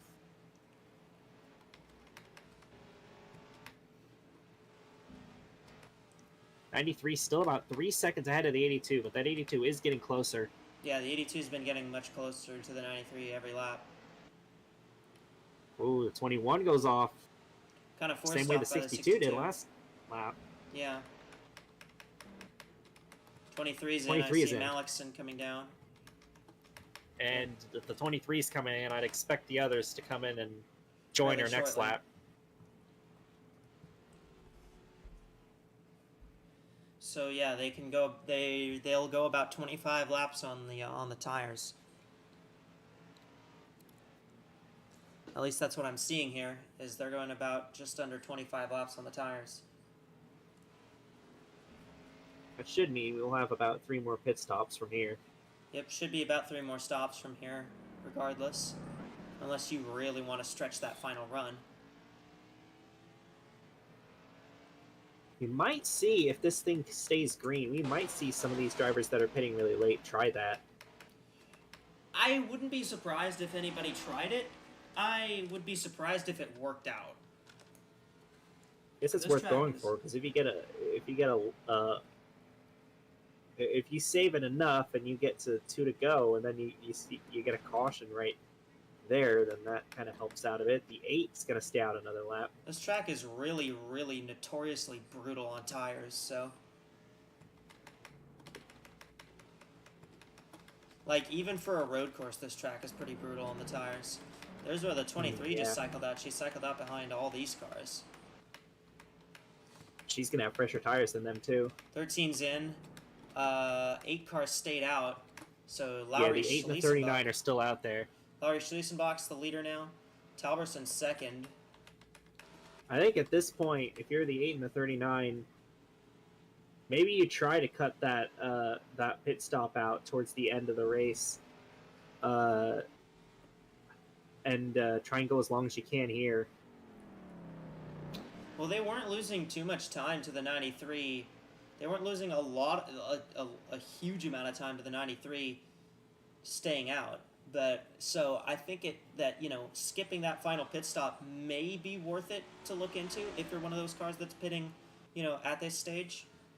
Because doing my math, if they go 25 laps every run, their next stop would come at 120. So they could theoretically cut that final stop. Do I think They stretch it a few laps here, maybe stretch it a few laps on the next cycle, just kind of try and get a little bit more out of their tires than some of these other drivers.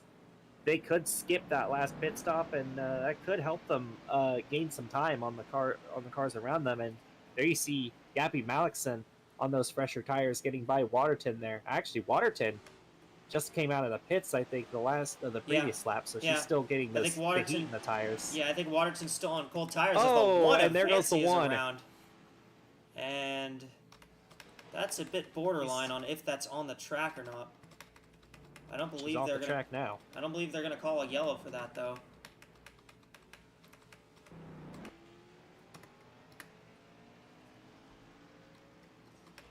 And they won't call a yellow. So That would have been a really awkward time for a yellow. yeah. See if the 8 comes in this lap. I'd stay out until maybe even lap 47, 48. Yeah, but I Then think come in at the there. same time, you don't want to get caught out by a caution, because if you get caught out by a caution, you're going to drop all the way to the back. Especially because we just saw the one get turned, so... They're gonna stay out. I like what they're trying here.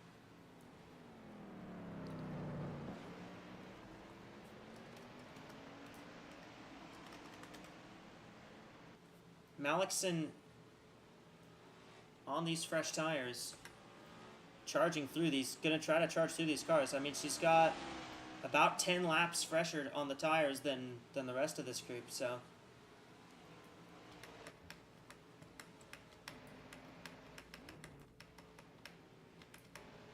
82 has caught the 93. That's Yes, she has.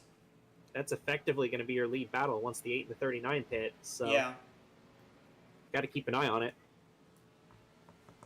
This is where the lead battle is. Well, the effective lead battle. The on-cycle Yeah, once they all cycle battle out, that'll be lead, for the lead. Yappy's trying to find a way around Tollerone here. That's for 10th.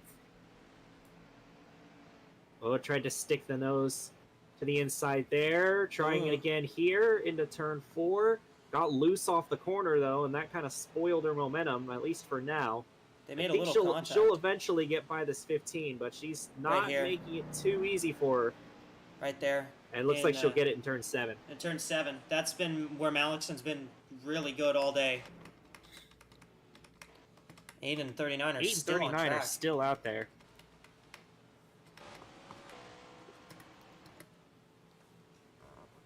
I like the strategy. I like the strategy by the 8 and the 39. I think it's very interesting.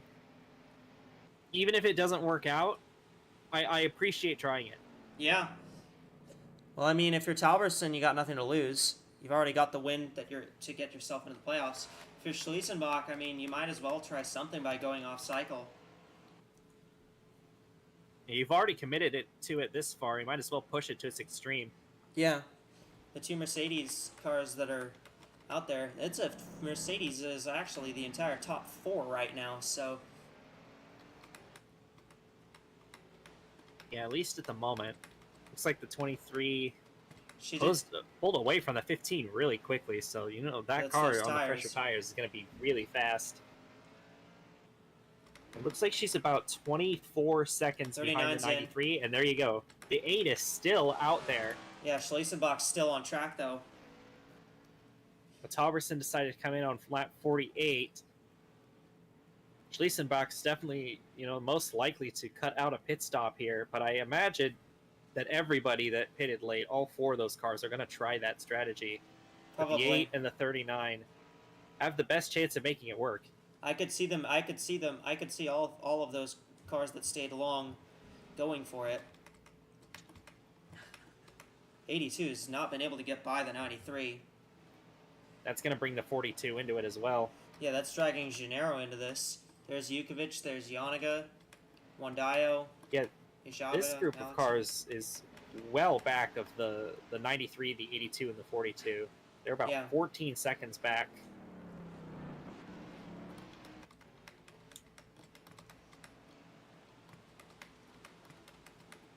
There's where the 39 cycles in. So if you're on the same strategy as the leaders and you're back here, you're hoping you have a caution. The 82 looked like might have gone off the track again, and now the 42 is trying to find a way around the 82 car. That's effectively for second place once the 8 pits, which is she still hasn't done. Not yet. So now she officially can cut out an extra pit cycle if she can go 25 laps per run. Well, yeah, she's gone 30 laps now since her last she'll stop. only need to pit 2 more times. I'm watching this because this is interesting. Watching all these three cars fighting.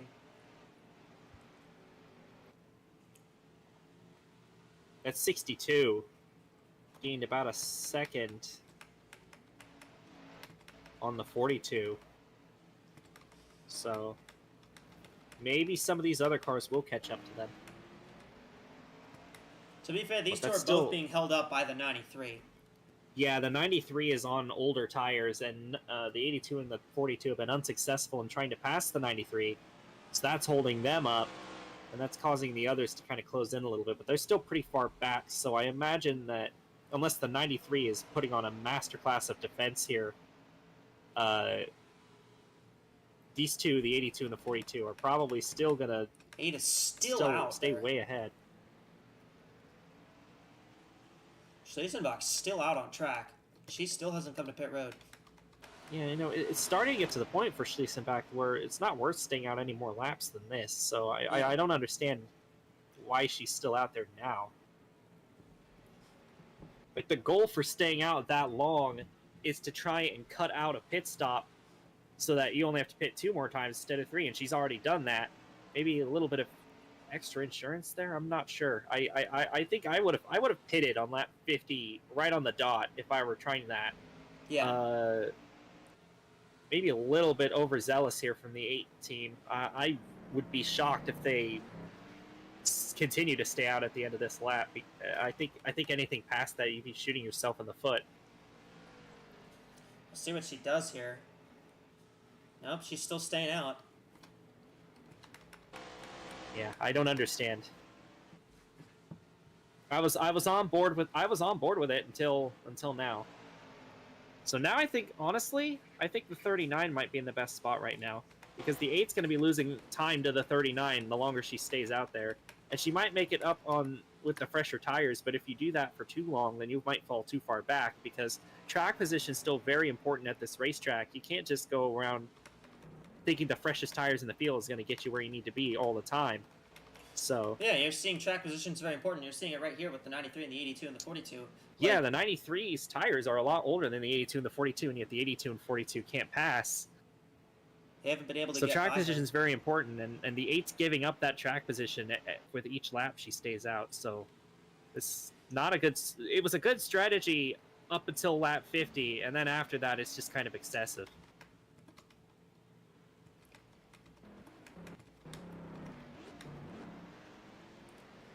You kind of gotta wonder how long she's trying to run it at this point. She's going very slow at the bottom of the S's. Yeah. She's coming in now. And now she comes in. Lap 52. We'll see where she ends up cycling out.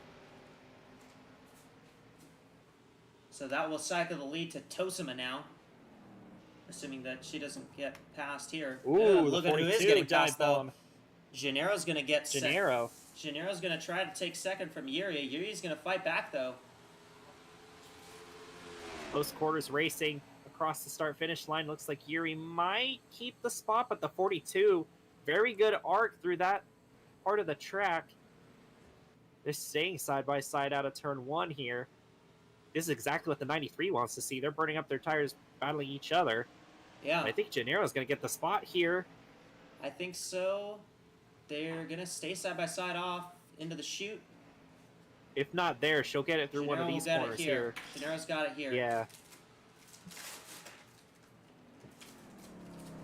That'll move Gennaro up to P2. And maybe Gennaro will be able to pass the 93. Do you have a report on the 8 car? What's up, Russia?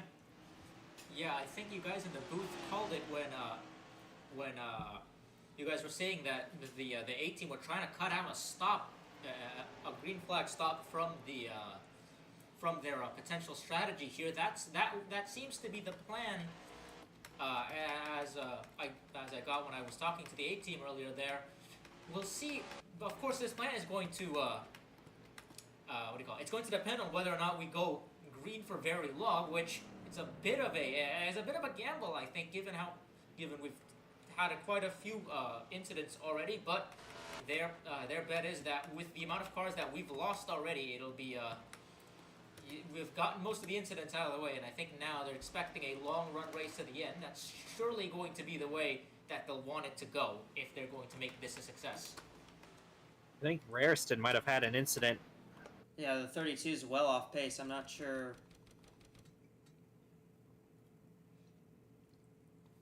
Oh.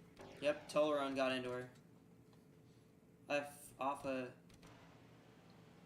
Oh my goodness. Yep, that would do it. Gets the wall there in turn 12. Well, it's at least not like in the one test race I had where she went through the drag strip. Oh, well, I see. That's where it happened. Gennaro went a little wide in turn 7 there. Let the 82 have a look, but... We've only got, what, 20 cars left? Oh! The Oh, and 62 she just ran into the 32. She just got into her teammate. Keeps it rolling. That's a very tricky part of the racetrack. You got a slow car right in front of you, especially one that's that off the pace, and there's just really nowhere for you to go as you're going down the S's there. 82 just took second from Gennaro. The weaving back and forth and just the narrowness of the track is just 19's in the pits. That looks like an extended stay. Yeah, she spent a little extra time on pit road. 82 right on the back bumper of the 93 here. This is the best opportunity she'll have. Didn't have a great run through 3A, though. She's going to get an opportunity. 93. She's going to have to send it into 7. Yeah, 93 went a bit wide there. That could set up well for the 82 into this corner, but she didn't end up doing it. And the 62, or the 46, whoever's in 4th right now. It is still it's still the 62. Is only 7 seconds back of the leader now. Yeah, but now she has damage, so... Yuria didn't get a great exit off of 10. That's the key thing with getting into turn 11 well, is getting that exit off of turn 10. And the 82 got a pretty terrible turn 11 there. But she's going to manage to stay Looks ahead. like she'll get good acceleration off the corner, though, and that'll keep her in front. This 23 car is one that I'd like to be watching here, because she's on the freshest tires that She just are made up up 2 here. seconds on the leaders. Yeah, Yeah, she's going much faster than the leaders are going. So if she can get past this wad of cars here, I would not be surprised if she eventually gets up into this battle. Now I think the 46 needs to try and find a way around the 62, because now I think the 62 is kind of 62 preventing could be the holding 46 her up, and 21 from but catching. also the 62 still gained on these two. Oh, the 82 Oh, made the here it move is. to the outside. Around the outside in turn She's 7, got and it. she's going to do it. She's taking it away, so Yuria to the front. That was a bit Finally gets by. unconventional, going around the outside in that corner. I guess the inside wasn't working, so she had to try something different, and it worked out. Interesting move there from Yuria, but it paid off. That's where Lily Talberson is, sitting in 9th. Yeah, that's another car to watch, because she pitted on lap 48, so There's the 8. close enough to where she could try to cut out a pit stop, 62's but just she's coming to not pit in road. that. If she's not in that situation quite yet, be careful. That's Byrne leaving the pits. She's gonna get involved with this battle for the lead here. The 93 is very slow now. I would not be surprised if I saw the 93 come in next time by. 91's on Gennaro's fresh gonna try tires and here pass. too. 91's on fresh tires here too, so I don't think the 91's going to be interfering with the battle up here. 91 might try and pass the 82. 82 here. The 82's pulled ahead quite a bit since the 93 is off the pace and the 42 struggling to pass. So I'd just kind of let Alicia Byrne go here.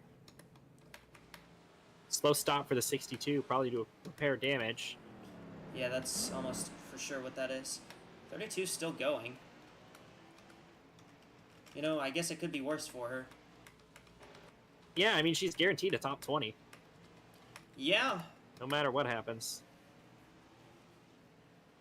Even if Gennaro that going car to the blew up right inside of Tosama through turn 12 for the second position. Tosama's got the fresher tires, or Gennaro's got the fresher tires. I think Gennaro's going to get And it she'll on get it here. exit here. Yeah, there she goes. 46 is still gaining on the 82, by the way. Not as much, but she is still gaining.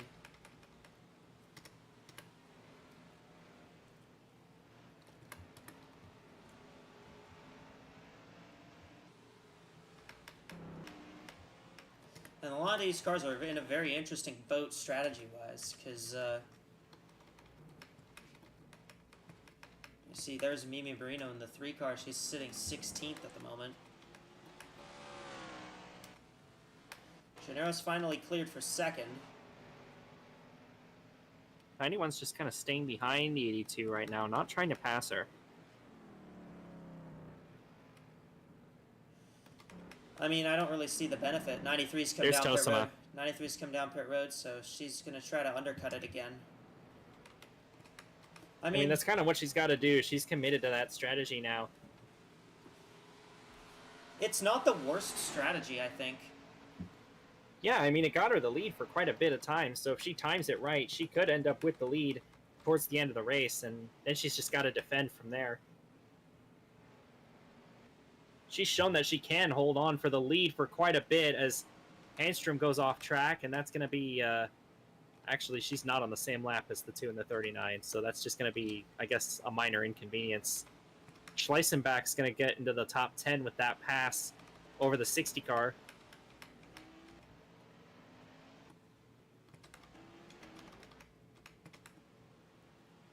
91's going to be annoying to the 82. I think she's going to make the move right here. Yeah, I just let Alicia Byrne by. I wouldn't even, if I'm the 82 of Yuria, I just wouldn't even bother. Well, yeah, don't be Robbie Gordon.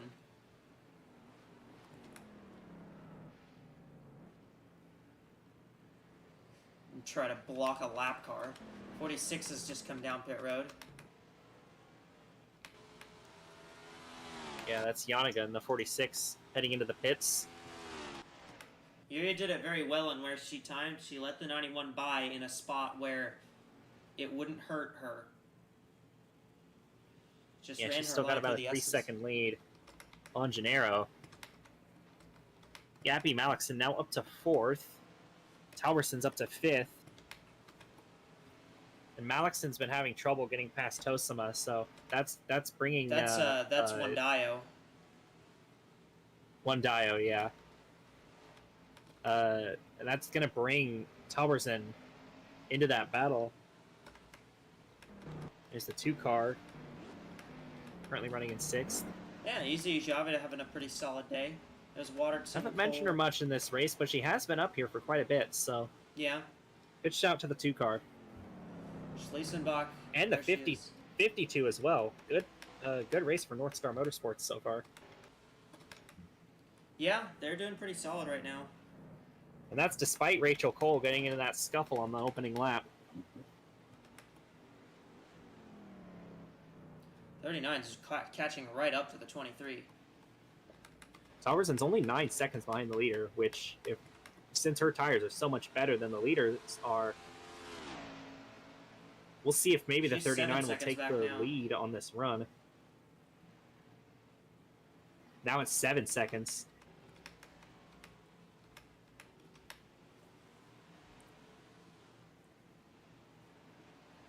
'23 goes wide. Here comes Talberson around the outside of 3A. She's going to go off the track into the wall. She got the tires a little bit.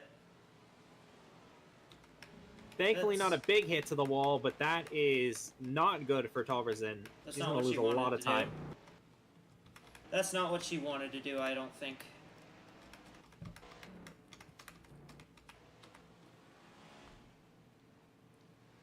Yeah, I wouldn't say that was part of the plan. She's still in 5th.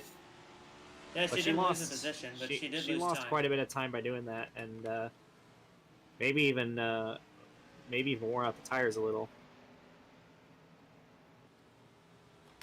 23 in now. 21 stays out, which is interesting because I'm pretty sure the 23 pitted after the 21 did. Yes.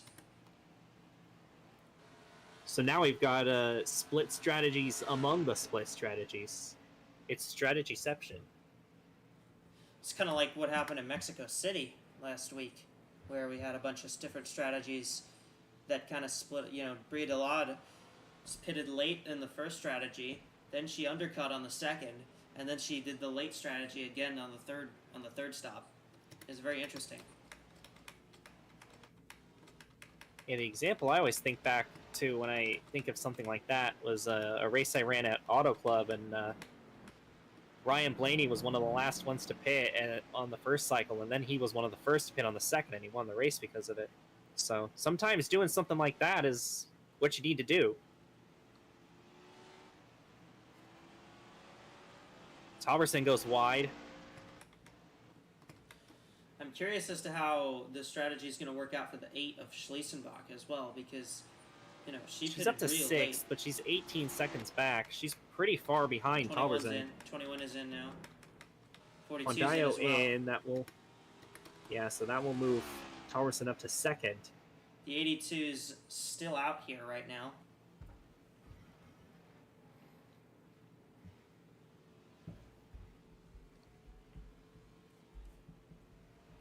It's a 6.5 second lead, and now Talberson doesn't have any cars in front of her. Actually, I'm pretty sure the 19 is still in front of her, at least on the track. Yeah, she is. Waterton now 3rd, and Schliesenbach is now 4th, and they're nose to tail right now.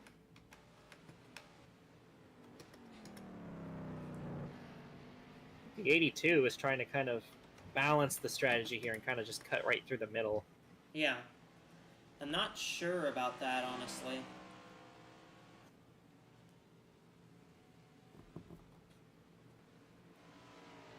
See, she comes in this time.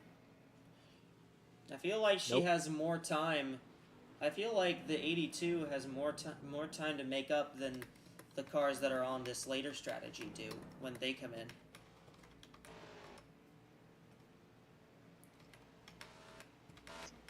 So I think the cars that are pitting later are in the better spot. Yeah, this 39 is in a really great spot right now, I think, on strategy. Yeah. She ran long enough to where she could cut out one of the pit stops, theoretically, on one of these other sequences, while also gaining tons of time on the drivers that pitted around her.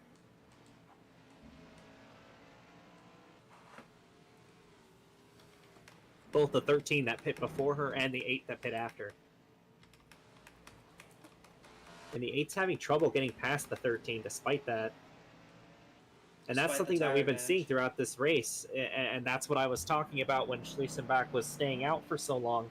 That's a lot of track position that she sacrificed to get what I think is going to be like a tire advantage that won't matter that much if she's too far back. At least if when it comes to trying to go for the win. Which if you're Schliesenbach and you don't have a win, that's kind of something that you need. Yeah. Because if you're Talberson, you can kind of afford this. But right now, you know, you're seeing Yiria and Schliesenbach, which are the two Ubermann Enterprise teammates. They're both kind of doing the same thing. They're both kind of doing opposite strategies. And I think if I'm Yiria, I probably pit next lap. 39 is catching up. I would not let the 39 by. Maybe the 82 could maybe hold up. Oh, the 30. she got turned by the lap just car. got turned. Coming back across the track. she actually is going to keep... Oh, I thought she was going to keep the No, lead. She almost kept the lead. I don't know if that would have counted as a course cut or not. But, yeah, now the 82 definitely has to pit. I don't think there's any question about it anymore. She's not going to be happy with Handstrom. No, I don't think so. Especially because Hamstrom doesn't really have a player in this race. Yeah, Handstrom's not even on the lead lap. That was an aggressive move for the sake of being aggressive. 82's pitting here. And yeah, as expected, the 82 is coming in now. You kind of have to. She got into the air there. So they might even have to check to see if there's any transmission damage on that 82 car.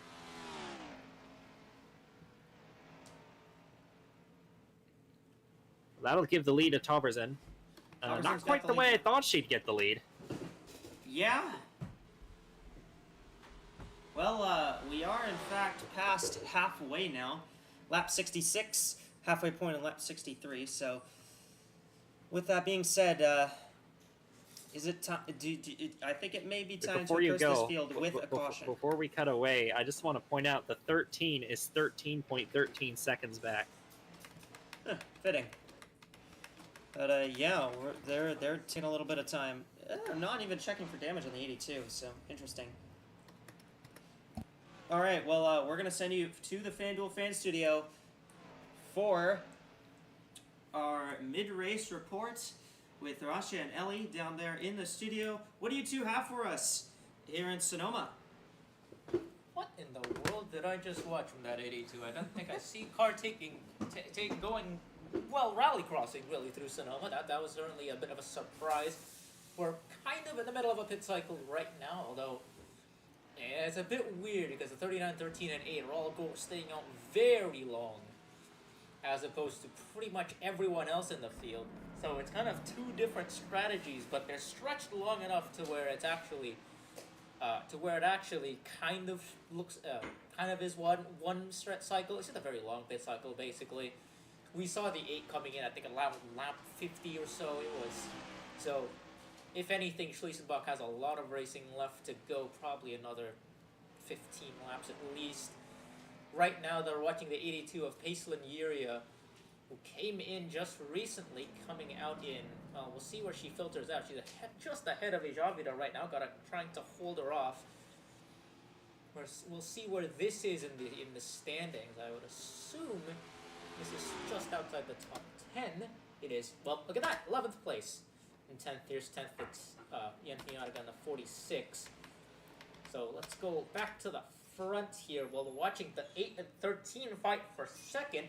Schliesenbach still trying to get around the 13 of Yania Waterton here.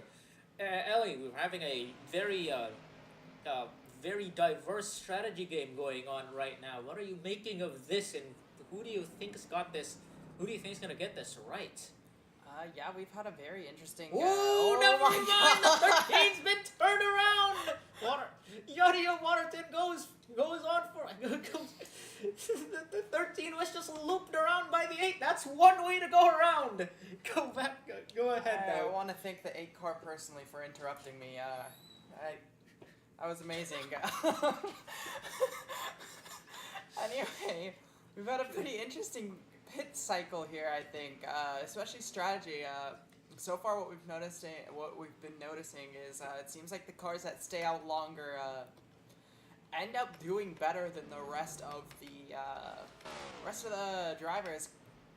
I mean, look at the 39 and the 8 right now. 39 is in the lead and the 8 is second. I mean, albeit negative 17 seconds, but they're both in the top 2 respectively. So I think the right strategy here might be to stay out as long as you can, try and make those tires work even if they're getting old. I think that's what's been working so far. Yeah, I mean it is pretty difficult to pass. We'll focus now on this battle. This is 5th and 6th at least with the lap car of Raritan in the middle here. Focus on the 23 right now because she's all over the 32's rear bumper here. 23 running a little bit wide. These are some of the drivers that I think came in a little earlier. I want to say, yeah, the 23 came in not too long ago, I think. As she goes around the 32 and back to hunting down the 42 of Gennaro.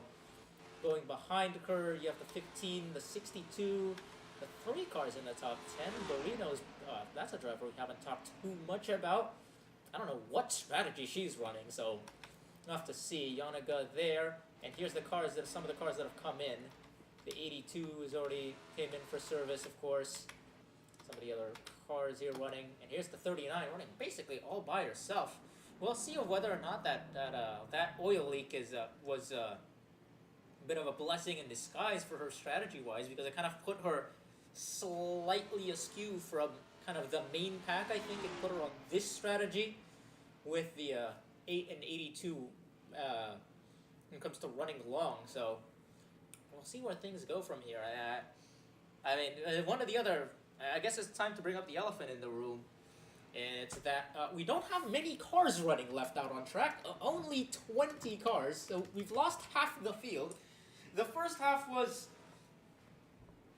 a bit of a mess. And I think it was about a 50-50 split between cars blowing up and cars getting sent into the tire barriers.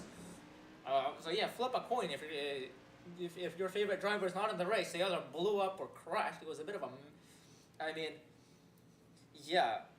We mentioned in the pre-race show that 3A, I think, would have been a really good spot to set up a move. I think the drivers took that very seriously and just started crowding people out of the way there.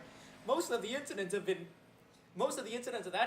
part have been because of cars kind of pushing each other wide or giving shoves to other drivers out of the exit of 3A, and that took out the 98 of Agyarshiraj, one of the favorites for the race, I think.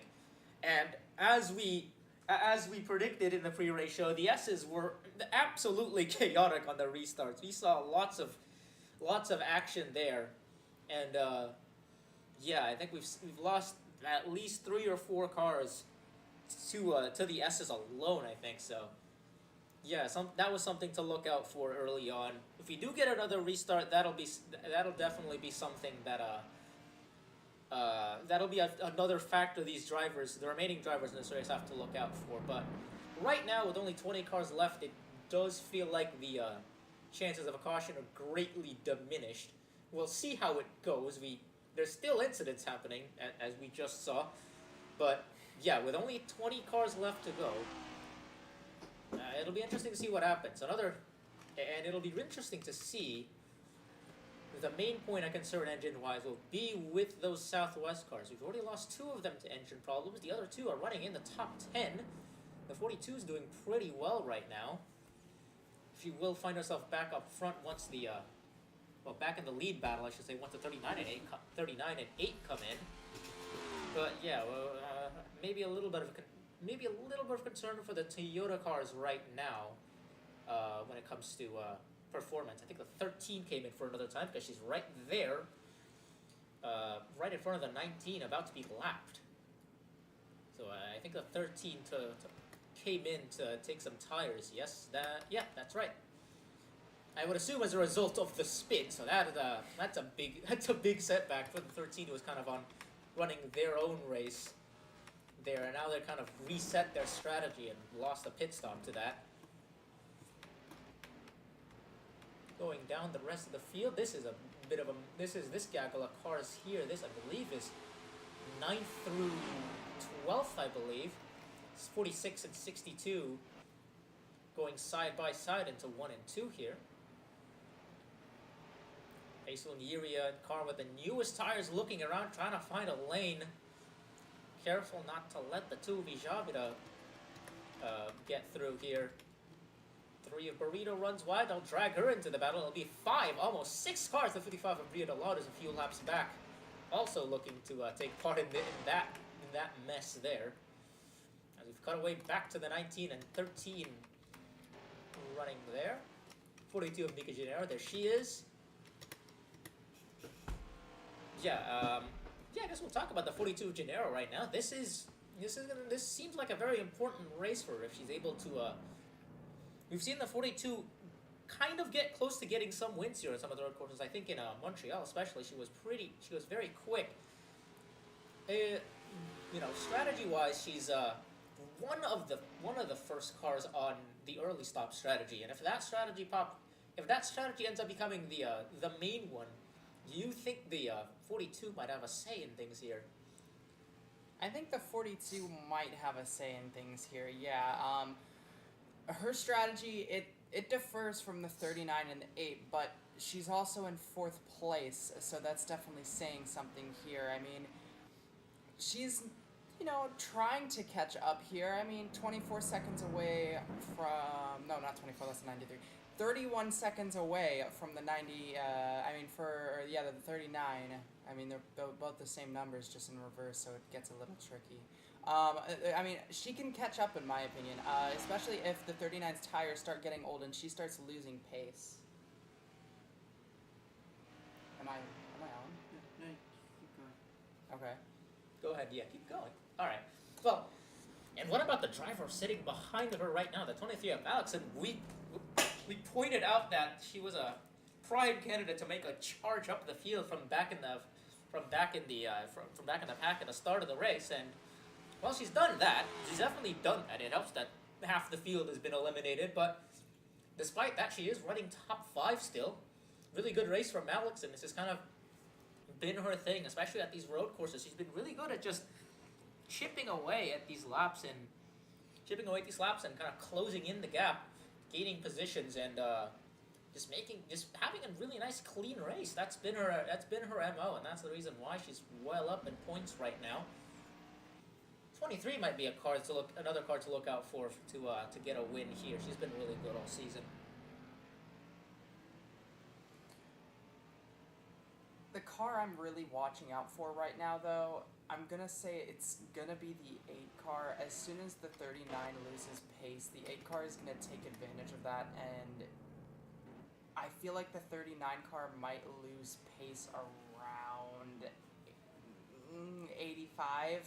Lap 85, maybe a little before that, maybe a little after that, and if the 8 car can make that stick, I think the 8 car could be a contender for first place very easily. Yeah, we know that tires matter that tires can matter, so we'll see what that means. The 39 is, I think the concern with the 8 earlier on, when she was staying out for up until lap 51 or so, was that she was over leveraging that overcut strategy and losing time as a result. Because at that point, you're letting the cars that came out on newer tires, you're letting them get some cleaner air in front of them, and once you get only 1 or 2 cars left, kind of holding out at the front there, the best cars on the early stop strategy, trying to get the undercut, that's where they really start to gain an advantage. And that's the concern, I think, with the 39 right now. Kind of happened with the 8 the last cycle. We'll see if it happens with the 39. And with that, I think it's a good time to segue on to our fan picks segment. Right now, there's a kind of still in the middle. Oh, 39's in. I think 39's in. Yeah, 39 coming in right now. There we go. Seems to have gotten word of we're deliberating here. She's coming in. I'll give the lead to Schliesenbach, but yeah, right now I guess it was right at the end of the cycle. What do you, Ellie? What do you think? Which car are you looking out for right now? Well, I was seeing the 8 car, and I still think the 8 car is definitely a contender to win here. Same for the 42, but with this pit right here, we saw how that worked out for the 39 earlier. If it works out the same way, I think she could win this. Yeah, the 8 seems to have a pretty good strategy right now. We know she stayed out long and we've seen her stay out long and it kind of didn't work, but right now she's now leading the way. 39 just coming out behind the 18, 52, and 91, so I think that's just behind the top 10. That's like 15th or so, I think. Yeah, about 16th, I think. So yeah, lost quite a bit of ground. That's the concern we're looking for. She's lost quite a bit of ground. Now she has a lot of time to make up. 15 of Tolaroam coming in as well. It's a car from the edge of the top 10. I guess I'll be looking at the car behind her, Arinia Tosama. That's a driver who's been, I think, has been pretty good on the road courses so far this year. Let me double check her results here. But yeah, Arinia Tosama is kind of on that, kind of a bit of an earlier stopping strategy. I think she's been kind of pushing the undercut a little bit more than others, I think. We'll see whether or not that works for her, but the 93 definitely has pace. Yeah, she did pretty well finishing third at Mosport, where strategy was a very important part in a race where strategy played a very important role. Probably the most strategy-ridden race so far this season, I think. And of course, she won at Phoenix as well, a track where track position matters quite a lot. So the kind of conditions seem to be pretty ideal to make for the 93 in terms of making her a contender. We'll have to see whether or not the undercut strategy works. She could be over leveraging that. It might result in her her having to make a slight extra stop or so. But if the 93 team calibrates their strategy right, I think they'll be able to play the track position game to the end here. All right. Well, with our picks here at the studio out of the way, we'll take things over to the booth for the second half of the race. They'll also be making their fan picks, so take it away, Echo and Brennan.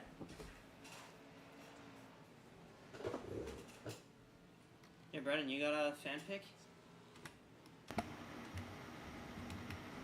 I wasn't paying attention. Who did the booth pick? I think Ellie picked the 39 and Rashi picked the 93.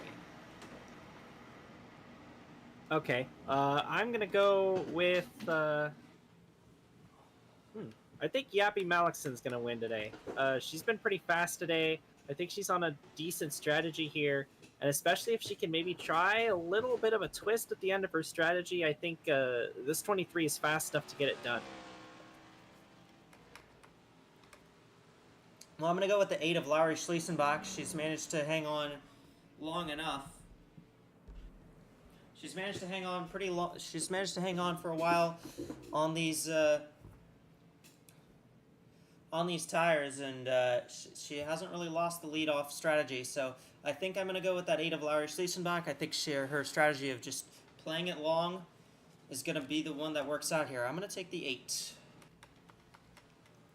So FanDuel fan picks for the AWSCO Windows Cup Series race here in Sonoma.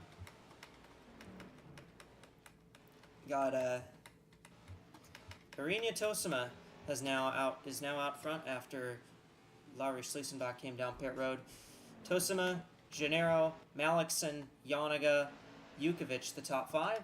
It's Ijavida, Yiria, Wandayo, AWSCO, and Cole that make up the top 10.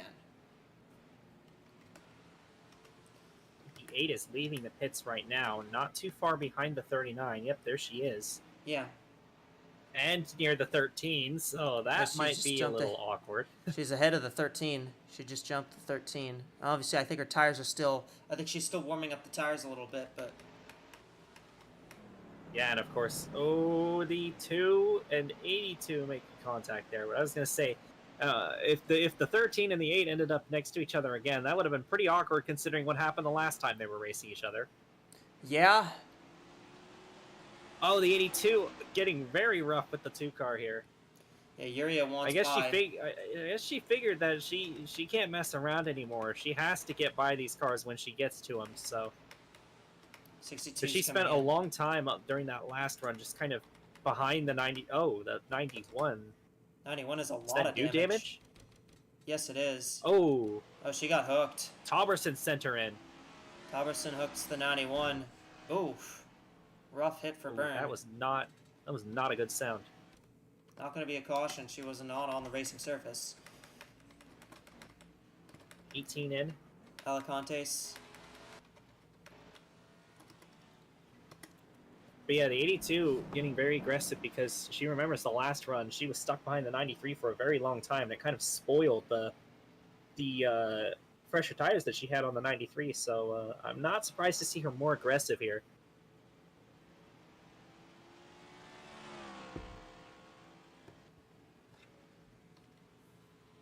Amy Barrino in the 3 car.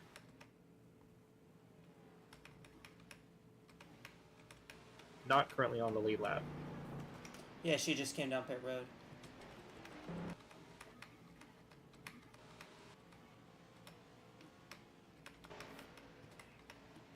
May have a move for the lead here soon because Gennaro's catching up to Tosima.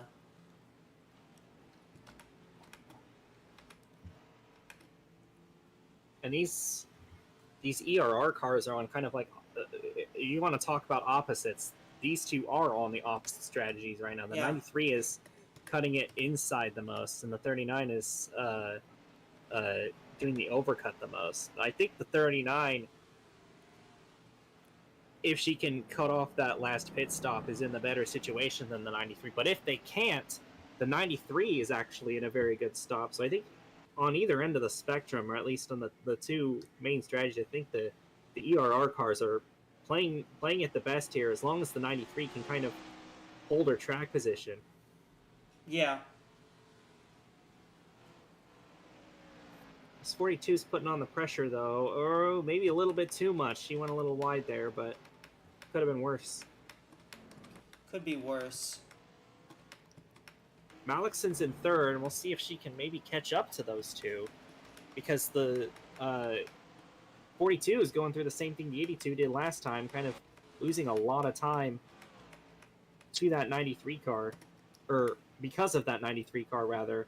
Yeah, Malickson gained about 7/10 that last time by. I'd like for her to be gaining a little bit more in order to get involved in this lead battle. But yeah, she's doing what she needs to do right now. 62 going to go under the 42 here. 62 just left the pit, so that's brand new tires on the 62 car. She's on much fresher tires. Malickson's slowly kind of reeling these 2 in as well, so...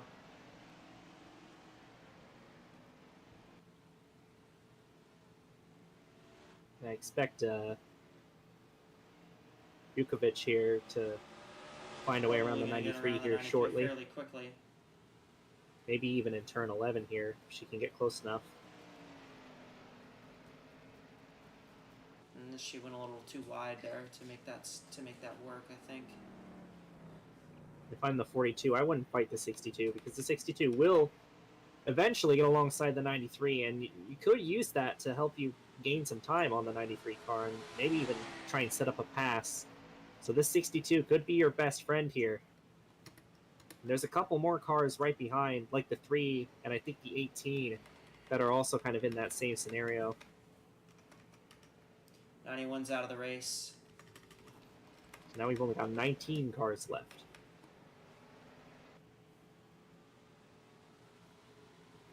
This 93 has been very good at making her car as wide as possible. Yeah, Tosima has been very good at playing defense. Even the 62 is having trouble finding a way around her.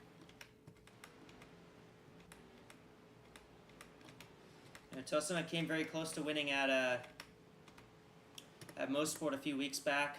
Well, it's Was something right I there want at to the point end. out right now. Last time by, the 39 and the 8 were nose to tail, Yeah, there they are, right and they there. still are. Oh, the 52 got squirrely right in front of the 39. The 39 is going to try and pass around the outside. This could be bad news for the 39 if she isn't able to make the pass, because that could give Schliesenbach some room to pass, she'll but the get it. 8's a little too far back to do anything. So those two being nose to tail is interesting because they're pretty much trying the same thing here.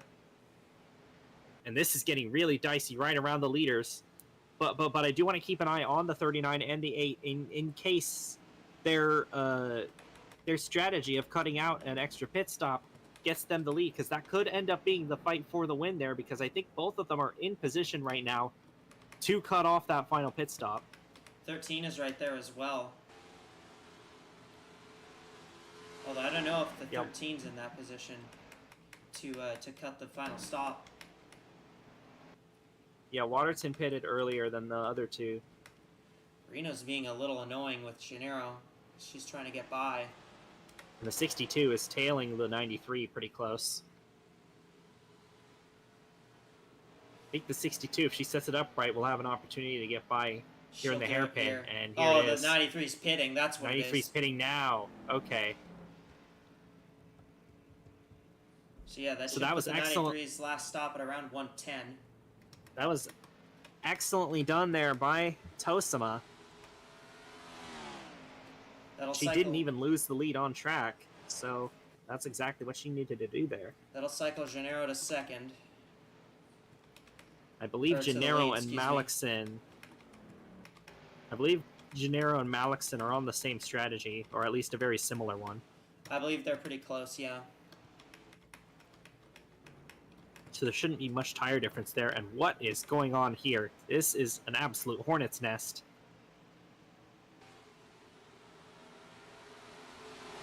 A the lot of 82. shenanigans are going on here, basically. 82 ahead of the 39 right now.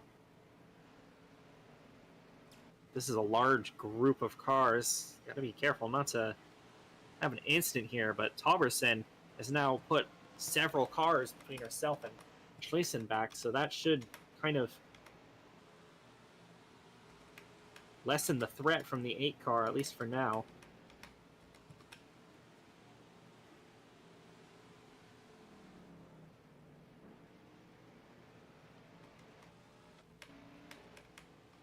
Whoa, the 42. Oh, the 42. Well, I don't imagine that was a planned line. No, it wasn't. Yep, and it was the 3. It was the 3 that got into her. Sent her wide, but... Well, she didn't hit anything, so... Can't imagine Could be she'll be worse. very happy with the 3, though, because the 3 has been annoying her for several laps now. 55 in the pits.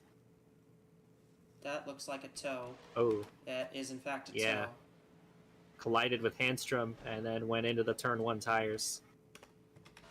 Well, if her shot at going back-to-back wasn't done yet, it definitely is now. It's been long done, but she was just trying to kind of get it around so she could at least get a decent finish here. But Yeah. Not gonna happen, unfortunately. yeah, they'll probably... Well, I mean, I guess the top 20 isn't terrible, so she kind of did it, but That's she true. could have gotten a few more.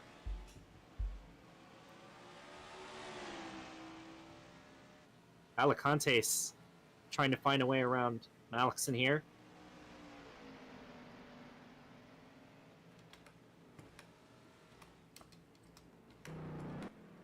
And that little excursion allowed Yappy Malakson to close in quite a bit on the 42 car last lap.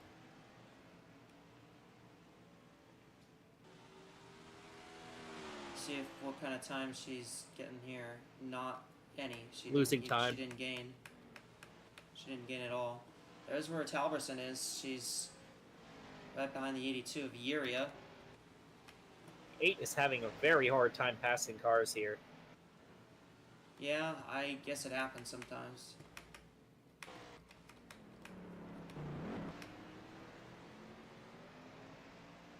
'82's on pit road.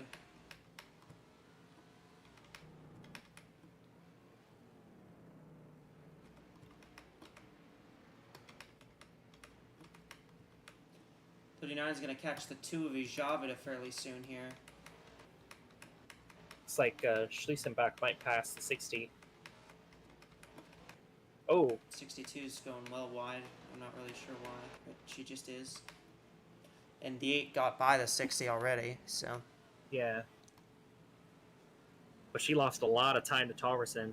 Like Yeah. when we first looked at them, they were nose to tail, and now the 39's clear of the 8 by about 4 seconds.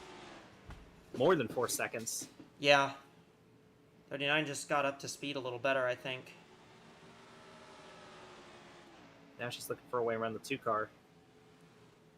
See if she can maybe make something happen in turn 11. That will happen. She put her in the tires. And That's not the first time that she's done that today either. That's going to be a yellow. that will bring out the caution, and that's going to change everything here. Oh, boy, does it.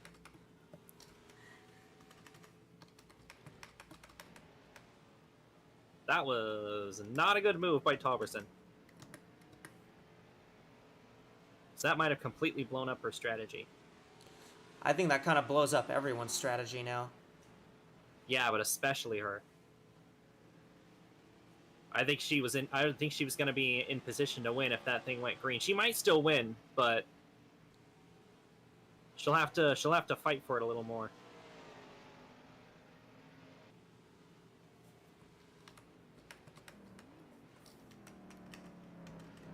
Curious how many cars are going to come in and pit.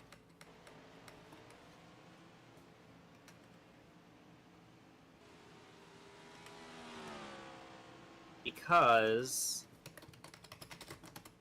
we're going to be... I don't think we're quite within the fuel window to make it to the end. No, we're not. So they will have to pit one more time They're after like, this. So we might see some drivers stay out here.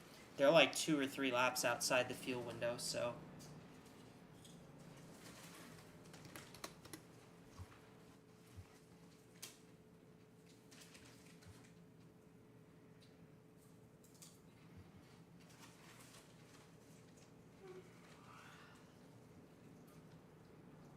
Who's our free pass car? Is it Alicante's? It's Or is it Urea. the 82? It's the 82. Yeah.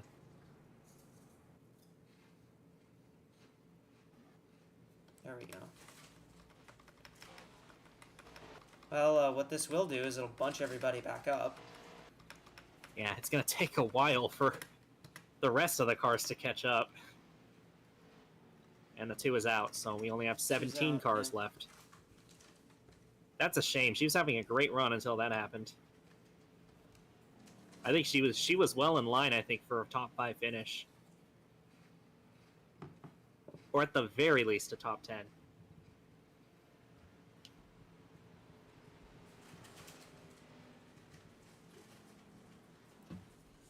I think we might see everybody to come to pit road here, though. Yeah, with tires meaning as much as they do here, I would not be surprised. But it'll be interesting to see what they do on this final run here, to see if maybe they try to cut it in half, or they try and stretch it as long as possible. Yeah.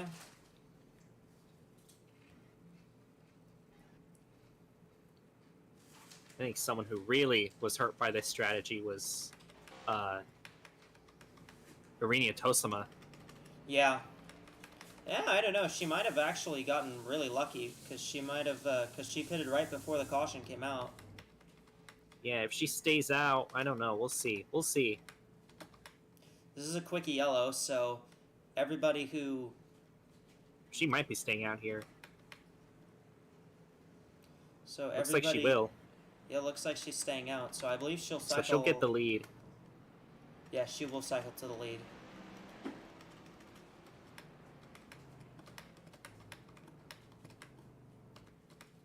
She's So this behind might these lap actually- cars, but they'll be waved around.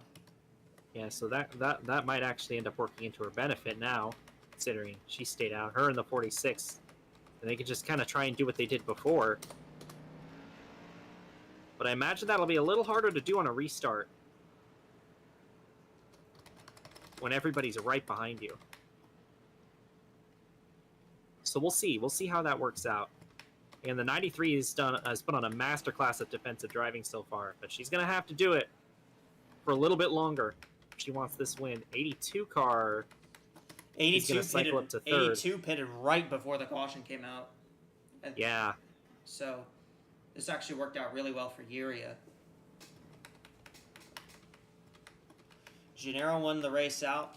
Malikson, Talberson, Schliesenbach, Wandayo, Wesco, Waterton, Cole. Okay. Oh, the 82 was the 82 is the free pass car. I forgot about that. Oh, yeah, that's right. Please do not run into her.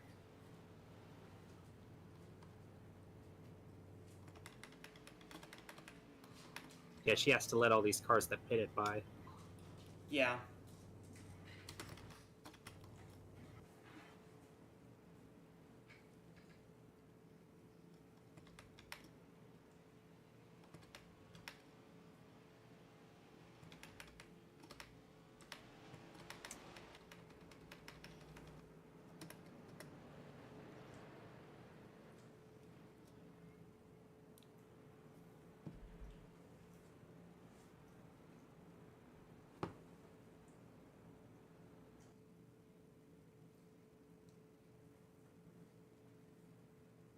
Well, we're going to get another restart here pretty late in the race, all things considered. We went a long time without a yellow. I want to say about 60 laps or so without a caution.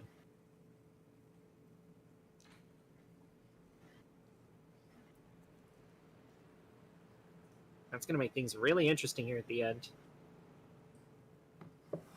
Kind of flip the strategy on its head. But it's still Tosma out in front. Yanniga in second.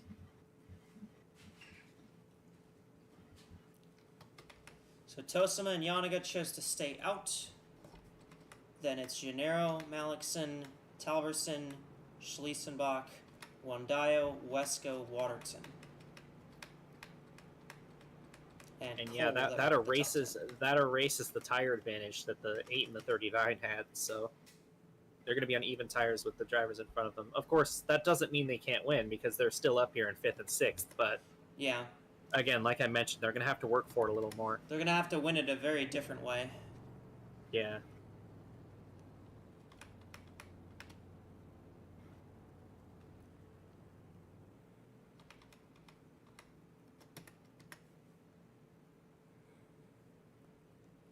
All right.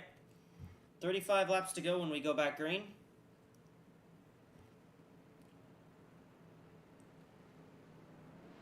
Here we go. Green flag is out. Tosima will lead him into turn number 1.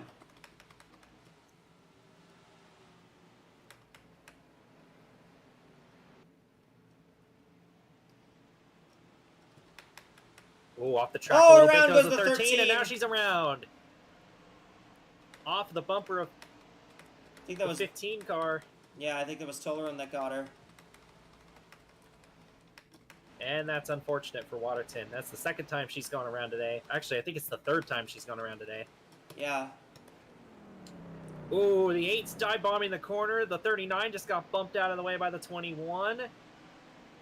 Things getting aggressive here on this restart. Schliesenbach moves into 4th.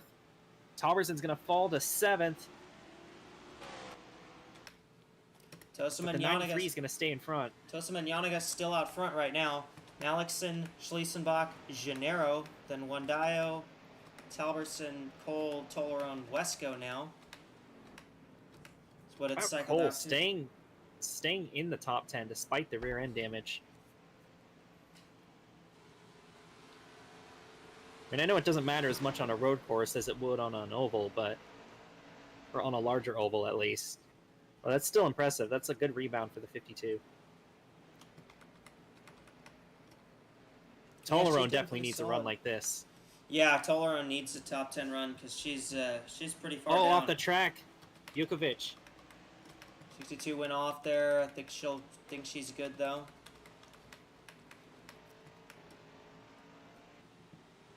This 93 car is pulling away.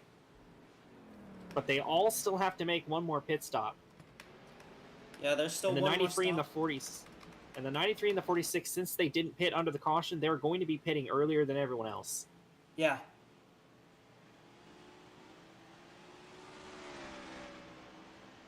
Possibly, if they truly do stretch it as much as they can go. And I think maybe I honestly might try stretching it as much as I can go, because if I come in and pit with only a few laps to go, I won't have to put in as much fuel. But then the 93 and the 46, they pit it earlier, they get on those fresher tires quicker, so I guess it really just depends on where you're at on the racetrack right now. As Gabby Malikson trying to fend off a charge from Schleissen back here in the 8 car. Schleisenbach's been real fast all day, and I think Schleisenbach is really good on when she's on the same strategy. It's just she's kind of been off strategy a little bit as Malikson goes off. That'll move the 82, or the 8 rather, into 3rd place.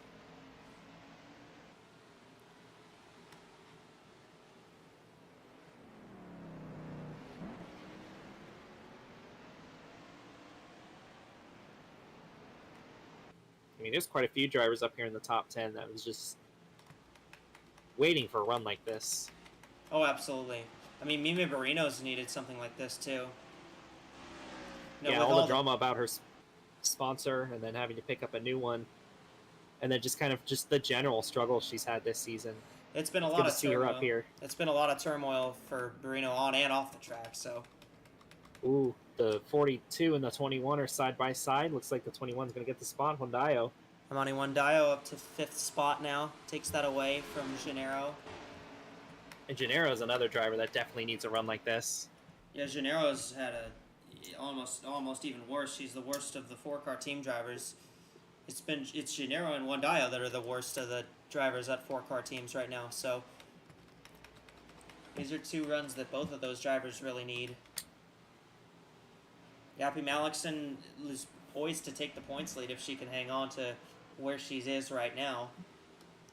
That'd be a fun interview. Well, is there a fun interview maybe with not Yappy? for her agent. Oh, they're all fun. Yeah, fair. Talberson's slipped back to 7th, just kind of running where she is right now. There's Tolaron in 8th. Paceland Urias moved up to 10th. She's gotten by Barrino. 52 went dirt tracking a little bit. That might be another spot for Uria. For Tosima, I mean, she's now gotten this to play right into her favor. She's gaining on Yanaga here. Yeah. Pulling away. But I think this 8 car, I think this 8 probably has the best chance of getting up to the 93 here. This 8's been very fast on the restart. Restarted in 5th, up to 3rd here. Might be challenging Yanaga for 2nd here soon. Gabby Malikson's staying with her, though, so... And we know this 23 is fast as well, so I think... Oh, maybe almost some bumpers going on there in turn 4. The 8 and the 23 look like the 2 fastest cars are the ones that came in on that last stop, on that last yellow. But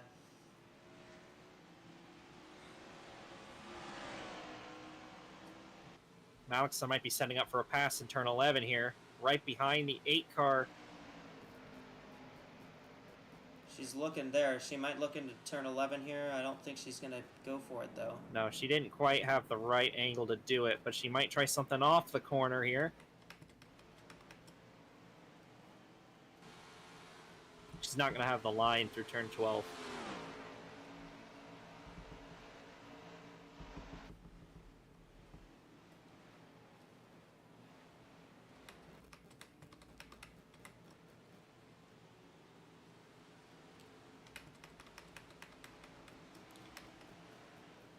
is caught up to Cole now. For Pesonieri, it's this season has been one of, she had a good start to the season. Then through the middle, she really tapered off. But these past few weeks, she has not finished outside the top 20 in the last 5 races, and it'll be 6 now because of how few cars are even still running.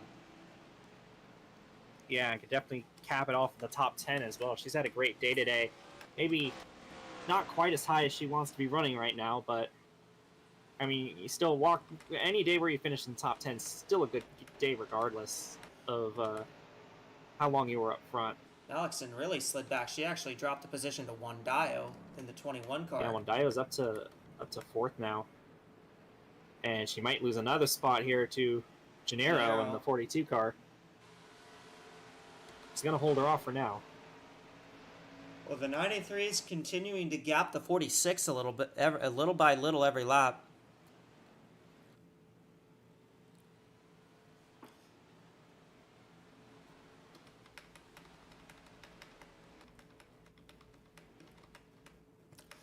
is just kind of sitting right in the back there. There's where Yania Waterton is. There's Jukovic, Alicante's back there.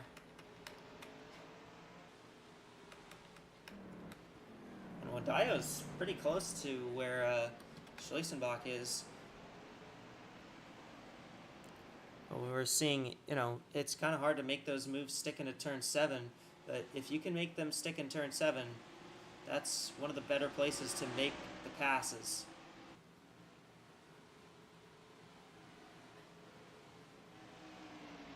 Alexson maybe looking on her teammate here for 4th going into turn 11, and once again, she doesn't go to the inside.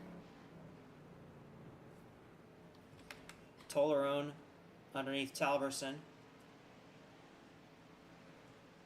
As for P7, looks like Talberson's going to hold off Tolerone there.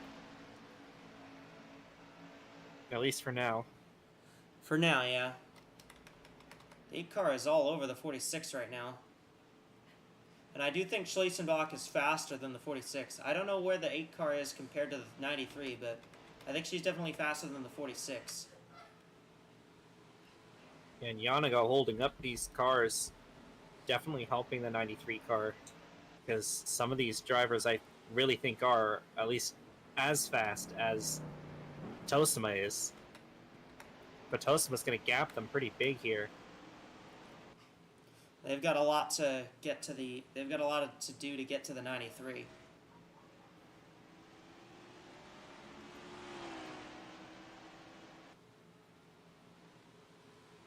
Now, what I'm wondering is, would it be worth it to pit earlier so that you could just simply... Oh, the 39 and the 42 are around.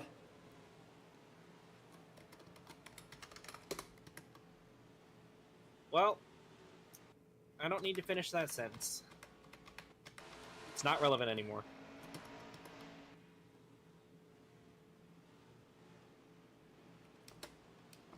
That should take the strategy out of it. I'd expect everybody to come in this next time by. Yeah, you should be able to make it on tires now.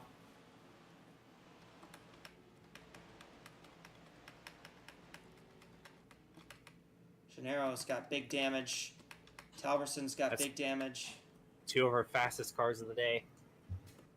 And it was already starting to go downhill for Talberson ever since that caution came out, and that just made it worse. What are we doing? Bit of a stack up there. That's the second caution in a row that's involved the 39 on that part of the track. This time she didn't get away unscathed. Yeah. But that just helps Tosima even more. Yeah. Maybe. Because now everyone's going to be on the same tires. Yeah. Whereas before, the 93 was on older tires.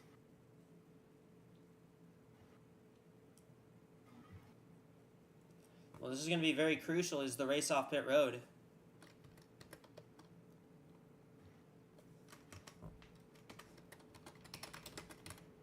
Yeah, this is the money stop.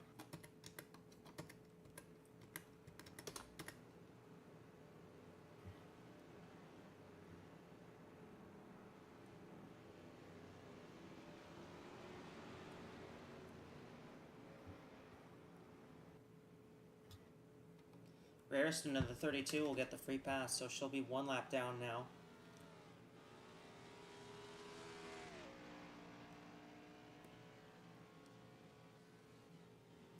As I assume she is coming to pit road, straight to the pits, so I believe everybody's going to come in here because you can make it now on Yeah, this. the window's open. I don't see any reason why you wouldn't pit here, because, you know, this might be the last caution of the race, and you don't want to pit under green if you could have pitted under yellow. Yeah. And here comes everyone. So it's up to the speed of the pit crews now, and that could decide who wins the race. And nobody's staying out. Arinia Tosima started well in the back. In fact, I don't remember where she started, but I think she started. Yeah, she started dead last in this race. She started 40th. A little bit of strategy has worked out. She's trying to last the first challenge. Yeah. 4 tires on the 93. I imagine everyone's going to go 4 here. Last to first on a road course might be interesting. I've never seen that happen before. 23 is out. 21 is out. 46. 46 is out. I do believe the 93 will be the first off. Oh, the 8's going to give her a run for her money. I think the 93 should still get out first, but the 8 is right there. 8's going to be second. The pit crew, the 8 did a great job, but you got to think maybe if they were a little bit quicker, they could have gotten the lead right there. And now she's going to have to try and get it on the restart. 42 is still going, but the front end is ripped off. The 18 is getting... Well, the 18 scored on the lead lap.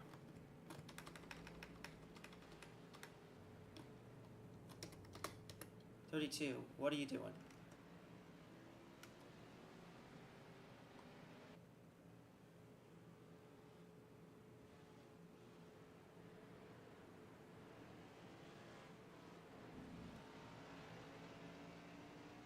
"18 did stay out, so the 18 actually, I believe, is the leader then. Yeah. Oh no, the 18 didn't stay out. I think she just, I guess they didn't service the car for whatever reason. Oh, well, she's going to have to come in and pit anyway. This is looking familiar. Yeah, no kidding. And I wonder where that happened before today. The 42, I think, is still going. Yeah, the 42 is actually still rolling. So she survived. Yeah, I was gonna point out the 42 is still going, but the front end is ripped off the car now. So she's gonna be off the pace, but at least she'll be able to finish. And is the almost a front end ripped off the guarantee. car? Oh, it is. Yeah, she is running a modified. That's almost a guaranteed top 15. Especially if the 18 does come in here, which I believe she will. It is a guaranteed top 15 unless the 32 gets another lap back. If we get another caution. Yeah. Well, this is going to be an interesting restart. We've got a car that still needs to pit leading. And will probably duck into the pits next lap. Yeah. So that could cause some chaos going into turn 11. Or even into or even right now. Really. Even into turn 1, really, because turn 1's a great spot for passing. So. Yeah, that and her tires are probably begging for mercy right now. So, and everyone else just got new ones. So I don't know what's going on with the strategists here. I mean, I don't understand.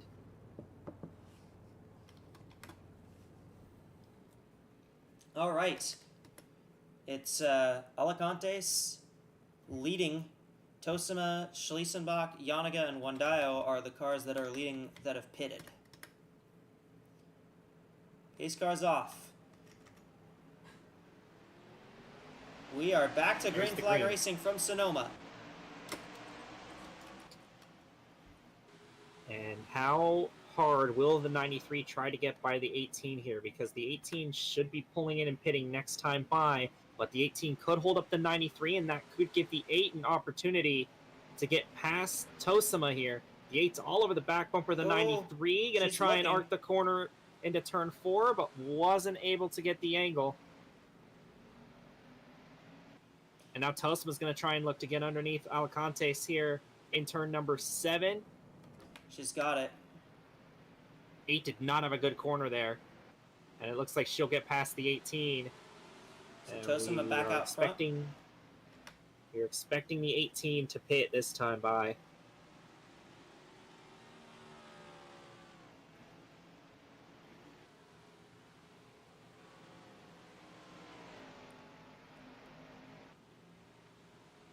No, 18's staying out here. Okay, well, maybe they're trying to pit her under green later and try and get the tire Maybe they're advantage and go for a caution. Yeah, could be trying to catch a yellow here. Oh, that was almost a hook, and that, if there was a hook right there, that could have piled up at least half the remaining cars.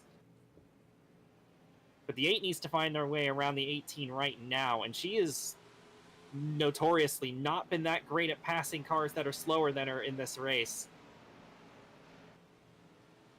Whoa! Oh, the 21's off the track. Rejoins safely. Yuri is going to get up there for 5th. 8 might try something in turn 7 here, but still having trouble.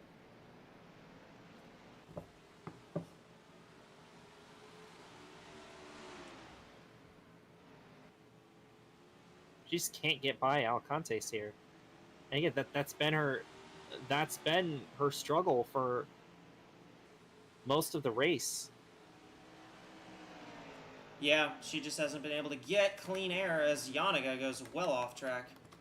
That's going to let put Yuri the 82 into 3rd. Gained 3 spots in 1 lap. into 4th. Is Schliessenbach finally going to do it here? Yep, she'll get by. She's not in a good position in terms of lines, but I think the tires might be enough to get her around if she can stay to the inside in turn 1, and that's what she's going to do. Yep. She'll be clear. But I think she lost too much time to the 93. But there's still 22 laps to go, so there's still time for things to happen. Yeah, absolutely. 82 is also going to get by the 18 here, so we've got both of the Uberman cars trying to catch up to that 93 car.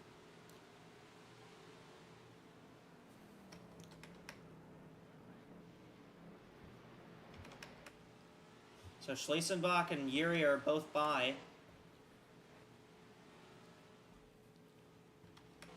Tosima out front. Schliessenbach, Yuria, Alacantes, Yanaga, Wandayo, Cole, Waterton, Barino, and Barino in the top 10. Yeah. It's going to be a great day for that team if they can keep it up. And there's another spot for Waterton there. There's the 21. Went a little wide. Maybe another spot for Waterton because the 46 went wide. 52, Rachel Coles now actually dragged herself into the top 10.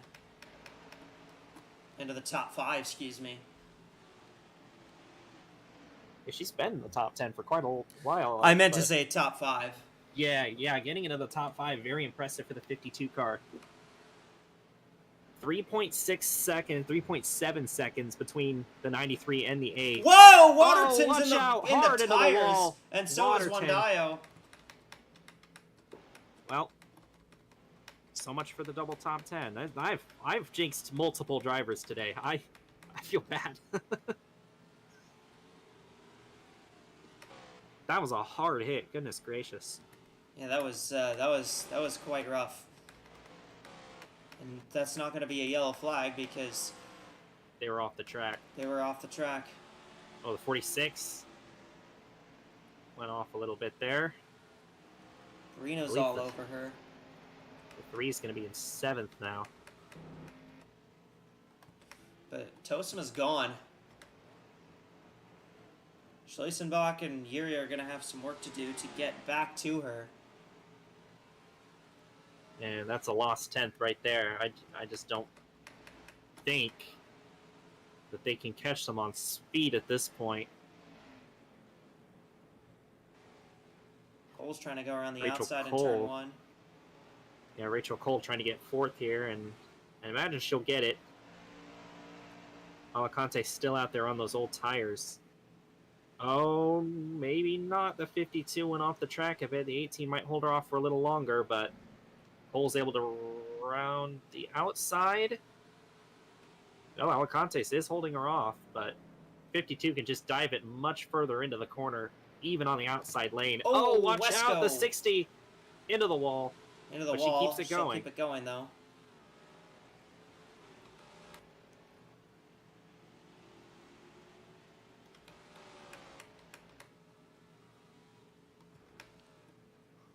Interested to see this 82 of Yuria maybe might have a better shot at Tosima, but I don't know. I think they're both too far back at this stage unless they start gaining a ton here. They gained the 8 gained a 10th that last time, but she needs to be gaining more than that. There's the battle for 5th. I mean, with all the stuff the 62 has been through in this race, it's kind of shocking that she's still up here. Ooh, Yeah. Almost another jinx. Almost another jinx. Almost got hooked by the 46. Didn't jinx it yet. Keyword there is yet. Abby Malikson is also starting to move through the field as well.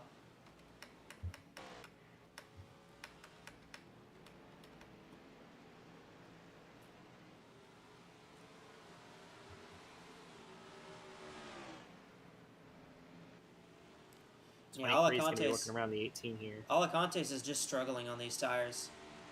She's trying her best. Was not a good move unless there was maybe another quick yellow after. I don't see how that would have worked out. I'm just kind of surprised that she's still on the racetrack. Yeah. So how many cars are we going to have running? 14 now, I think? Yeah. Oh, the 42 finally retired.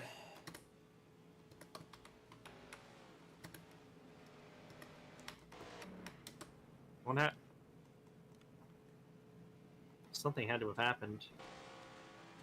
Something definitely happened. She was very slow. Oh, she got got into the put in tires. the- she got Really? put in the Is tires that what did again. it?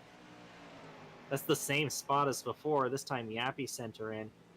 And that didn't look nearly as bad as the other one, but that one was the one that took her out. I think it all just kind of accumulated. Another Yeah. 10th that Schlesenbach just gained, but again, that's not going to be enough. Yeah, she needs to gain more than that.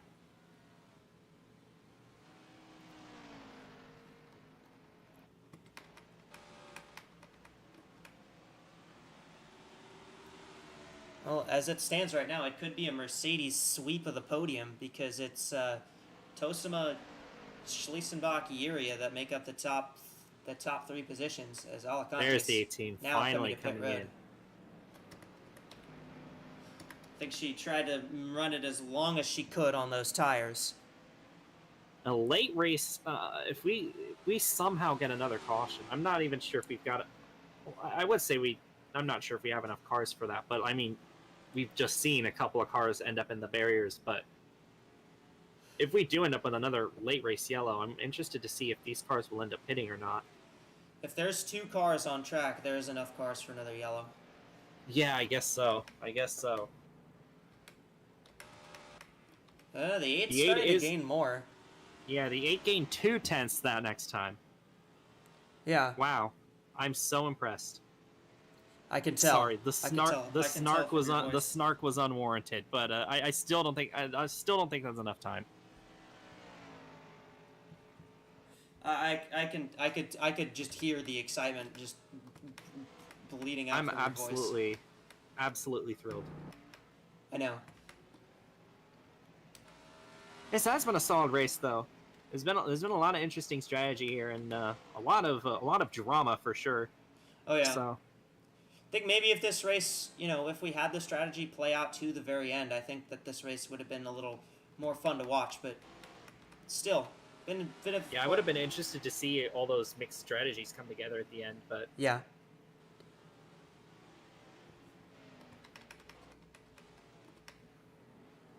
Is that for position? The 19 and 32, no. No. 19's 1 lap ahead. 21 is still running. That is a shock because she was knee deep in the barrier. Yeah, I'm not sure how she's still running, but she's still running. So, I suppose it counts. One way or the other. That car must be made of titanium. It is a next gen.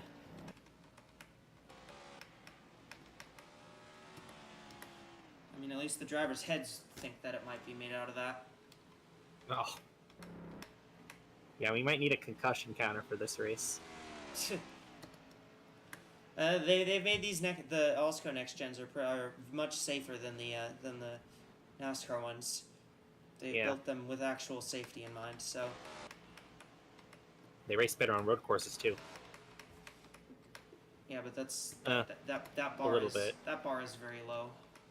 Yeah, I mean, I guess Watkins Glen was pretty all right. That's true. But it's also Watkins Glen, and it's kind of hard to mess up. So. Well, speaking of road courses, we do have another one. Not the next race, technically, because the next week it's the All-Star race from the iRacing Super Speedway, but the next points race is the Daytona Road Course, which is coming up. The Circle K Firecracker 500. That's a 500-kilometer road course race, so a little longer than we normally do. Speaking of which, a little longer than we normally do, this Sonoma race is now. We're starting to get into uncharted territory. Because, Yeah, normal Sonoma races, this would be the checkered flag, but it looks like we got 15 more laps in this. We've got 15 more laps to go. And Arania Tosima, the Albertan driver, leads the way here. The German Schliesenbach is second. Texan Yiria is third. New Jersey driver Rachel Cole is fourth. Croatian Halis Jukovic fifth.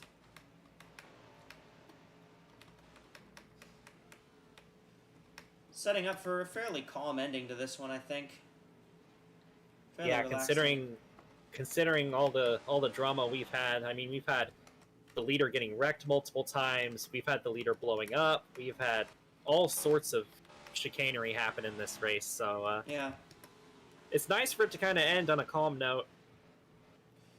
Honestly, even more chicanery than I thought we would see, but you know what? That's just kind of what AWSCO is, so. Yeah, especially since this track doesn't have any chicanes. Yeah? Well, no proper chicanes. None like... Yeah, no, it doesn't really have any. Yeah, so I guess it had to make up for it. Somehow. I mean, unless you want to count the weird IndyCar chicane in the S's, but they don't take that layout, so. Couple tenths gained by the 93 last time by, so I think the gap's pretty stable. Yep. I don't imagine the 8's going to catch up to the 93 unless the 93 ends up running off course. Has some serious The 82 just ran off course.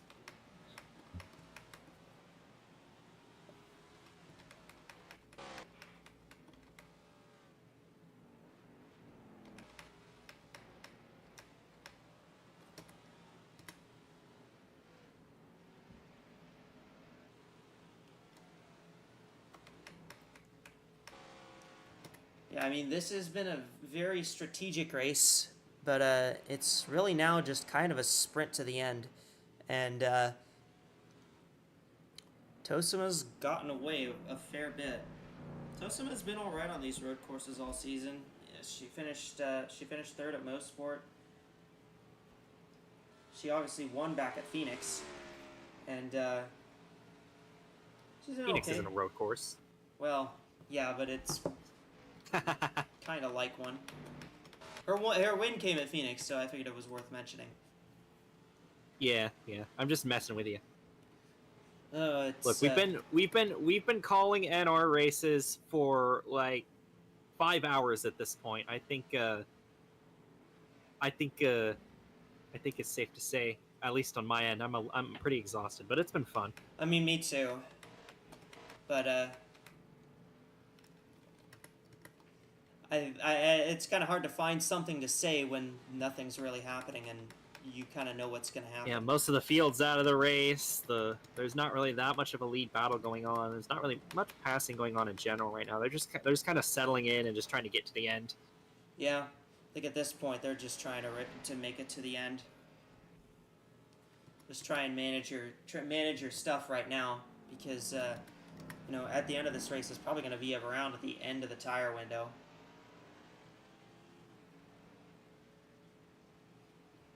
We have seen, like I mentioned 82's earlier, in. the 82 is in. Is that scheduled? I don't know. Ooh, if that's unscheduled, or if that is scheduled, I should say. I don't see a mech issue, so that might be scheduled. If that's scheduled, oh boy, we might not be done with the strategy yet. Interesting. Yeah, Barino's in as well. So 3 is in too. I think 2. we got another cycle in. Surprise pit cycle. I thought we were done with pitting. I thought we were done too. Now, is everyone going to come in? Or is it just going to be a few cars? I don't know. I think I'm not sure. I'm not sure how much benefit that having fresh tires is going to have. I don't know if you're really going to catch up here, but okay. So, but if everyone pits though, and the 82 undercuts everyone, that could be big. Yeah, but you know what else? That's what I'm thinking here. Are they taking tires? They are. They did both take tires. Yeah. But the 93's not pitting. 93's not in. At least not this time. Nobody else is in. But if they do end up all cycling, though, this could play right into the hands of the 82. But if it doesn't, then they're going to be looking really stupid right now. Yeah. I guess Uria is just kind of figuring, okay, I'm trying to go for broke here. I'm going to try and win the race. And this is the only way that I'm going to win the race. I got to hope that everyone else comes in and pits too. But everyone can make it to the end. So I don't see why you would want to pit, even if the tires are worn out. I mean, do they think the tires are that much better? That's the real thing. Is taking tires now that much better? Yeah, she's not going to catch the 93 from back there, even with the fresher tires. And even then, I don't think. I mean, the 8 has even proven that like she is struggling to pass cars that are slower than her. So I really don't think there's any benefit to doing this unless everyone else comes in too. But everyone else, if they're paying if they've been paying attention here, like they know that it's the end of their window. I don't see why these drivers would pit as we cross the line for 10 to go. We've reached our window. Especially this late in the race. We reached our windows 11 to go. And Tosum is out front, but we've had a bit of an interesting dilemma show up because the 82 Pace Lanieri just came down pit road for fresh tires with 12 laps to go. Tosum still leads Schlesenbach and Cole now in the podium spot. Wouldn't that be quite a car to get a podium in? Yeah. Just lucky I haven't been missing the rear end since lap 1. Just lucky I haven't had to do a burnout photo with a car without any missing parts on it. But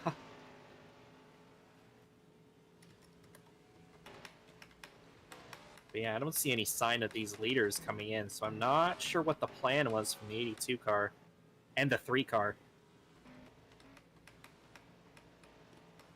Yeah, I'm not really sure either. Maybe the 82's just kind of figuring, well, I might as well just try something. She wasn't gonna. So the 82, the 82 is gaining a substantial amount of time on the 93. So if this were to cycle through, then the 82 could jump the 93. But also, if we're this late in the race, the 93, who's to say the 93, if we're assuming that they do pit, which I'm honestly not convinced that they will, but if they do, it could be late enough in the race to where like they can think, okay, if we take 4 tires here, the 82 is going to catch us. Let's just try and take 2, or let's just try and take a splash if it's fuel that they're concerned about.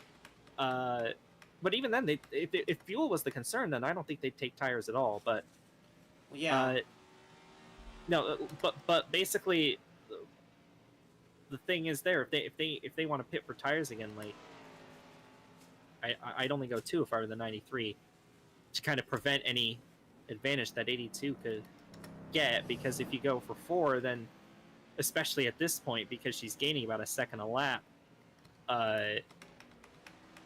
Second a lap's not you'd enough. lose the lead. Second a lap isn't enough. It's not even close to enough. Honestly. Well, no. I'm talking about if they do cycle through, Yeah. which I don't think they will. But I'm thinking about it because it's interesting that 2 cars came down right there with no issues. Just maybe trying to think of something else to do with their strategy, I guess. Trying to get Yeah. on the same cycle as the 18, maybe. I don't know. Somebody went through the grass there, but that happens almost every lap, actually, so I don't know why I'm looking at that. The 93 is starting to bleed a little time now, but the 52 is like starting to close in on both of the 93 and the 8, but She's 9 seconds back, so she's I don't 9 think seconds back, she's. and I think she gained a tenth of a second, so I don't think that's really worth much. No, not really.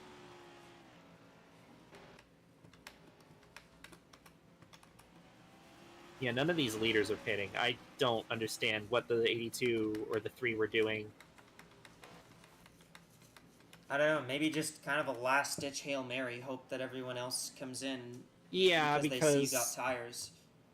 Yeah, because the 82 wasn't, and definitely the 3 weren't going to win just by chasing the 93, because they're pretty even, not gaining time on her at all. But I mean, 82 still could have gotten a podium. I don't understand why you'd risk your podium here. Well, it's all about winning, at least playoff-wise. You know, you're looking at trying to get into the playoffs. I think that's what the 82 is doing. I think she's just trying to focus on winning the race because she's so far out of the cut line that it probably doesn't really matter. Points racing doesn't. I guess that's a fair point. Yeah, the I guess three even if didn't it does, even if it doesn't work and she finishes 10th here or 9th, because she could definitely pass, and I'd even say she probably will pass Handstrom here for 9th eventually. But even if this fails and she finishes 9th, that's still a top 10. So I guess, with just how many cars are out, it's lower risk than if you had tried this with like a full field with out like there. 20 cars, yeah. With like 20, 30 cars, yeah.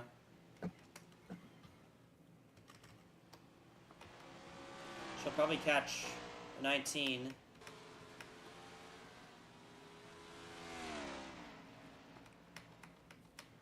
Outside of that, I'm not really sure. I don't think she'd get anybody else unless somebody blows a tire. Unless someone else comes in. Yeah. Or has a mech fail, or crashes into the barriers, or any other amount of things that we've seen today. Well, we are getting to the point where it would be so late that a caution wouldn't be able to be thrown. Yeah.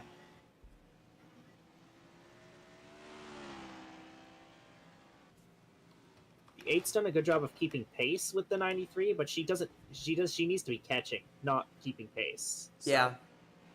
She just hasn't had if she enough. was closer, if she was closer, then keeping pace would matter a little, but she's not quite fast enough to get the 93 here.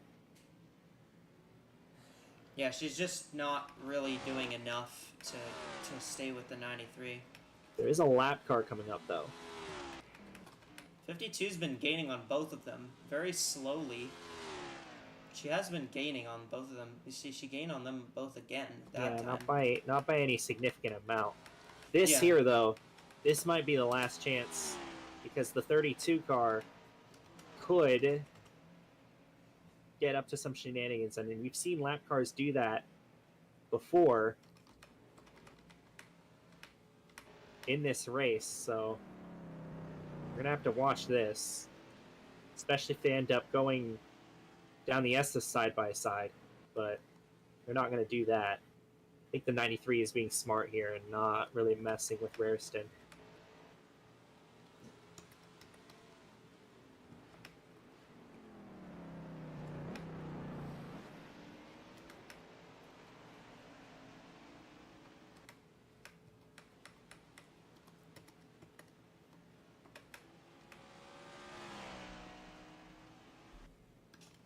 Coming around to 4 to go this time. And she's past Raritan here, so... Yeah, she's gotten by. Probably held her up a little bit, but... Yeah, it held her up a little bit. She but did. The 8's going to have to get through as well. Yeah. That's... I'd argue that's still not a significant gain, since that was just because of the lap car. Yeah. And she got by the lap car fairly quickly. Yeah. Raritan didn't hold her up enough for it to be significant. If that car was a little faster, then maybe it would have been... Maybe she would have gotten in the way, but the 32 has been in a couple of different incidents today, and well, she's just trying to make it to the finish. If the 32 was a little faster, I don't think she would have been in the position to be lapped in the first place, to be fair. Yeah, yeah. Interesting little mix-up going on for 5th here, because we have Malixon's caught up to Yanaga. There's Tolaron is in this as well. AWSCO's around here as well. And yeah, Yuria has managed to get by Handstrom for 9th. Yeah, but Yuria's not going to be getting any more positions here, unless something happens to one of the top 8. So yeah, she's not making up 20 seconds. Kind of traded a 3rd for 9th here on the hopes that maybe everyone else would come in, but that's not what happened. 3 to go. 3 laps to go for Tosima. Just gotta be steady. Just gotta be smooth here, pretty much. Not really much that Tosima needs to do other than just... And once again, the 8 just having so much trouble passing cars today. Yeah. We've seen it time and time again, and she can't even get by the 32. I'm not sure what the issue is, but she just can't pass anybody. And it's not like other cars have really had that issue really much. There's been a couple that have, but especially this 8 car struggled getting past anybody. But it looks like she'll finally get past Raritan here in the hairpin, and I imagine she'll at least be 4 seconds back now. Well, there's 2 laps left for Tosima and Schlesenbach, who's trying to chase her down. Yeah, 4.3.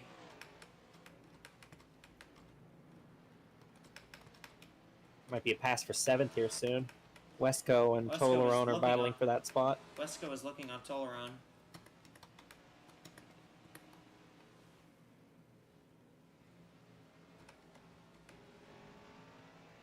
For Irina Tosima, the road courses haven't been her exact strong suit, but she did good in the strategy race at Mosport, and this has been another strategy race, and she managed to play the strategy just right. She'll come around for the white flag this next time by. I'm really interested to see if she would have held on if that yellow didn't come out, because she probably would have had the lead late in the race, and she would have had to try and do a little more defensive driving. The cars behind her, but instead now she's just kind of driving away. White flag. One more time around Sonoma for Irina Tosima.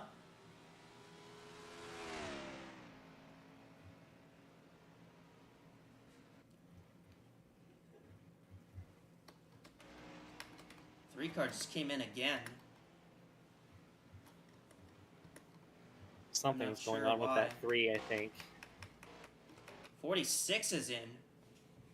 I think some of these cars might not have had enough fuel. Running out of gas? They might not have taken enough.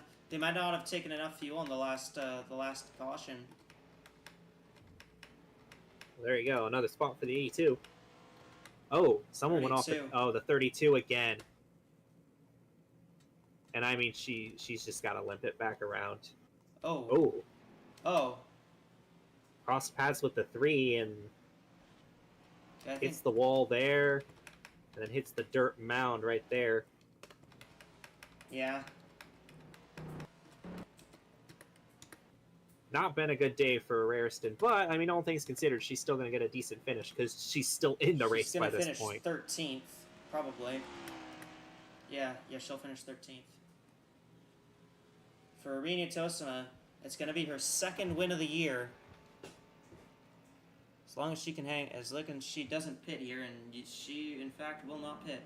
So it's going to be her second win of the year for the Albertan driver in Sonoma, California. Second time she's going to go to victory in the hot parts of the wet desert west. Arina Tosima wins in Sonoma. Schliesenbach will come home second. It'll be a ways back to Rachel Cole, who finishes third.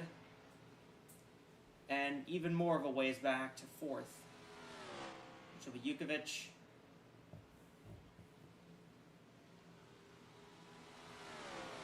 Malikson, Tolerone, AWSCO.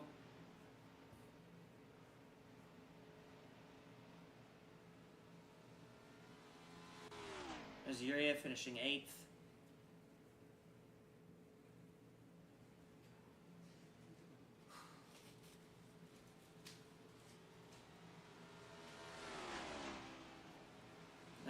Hanstrom was 9th. Oh, the 46 just crashed at that right after crossing the line.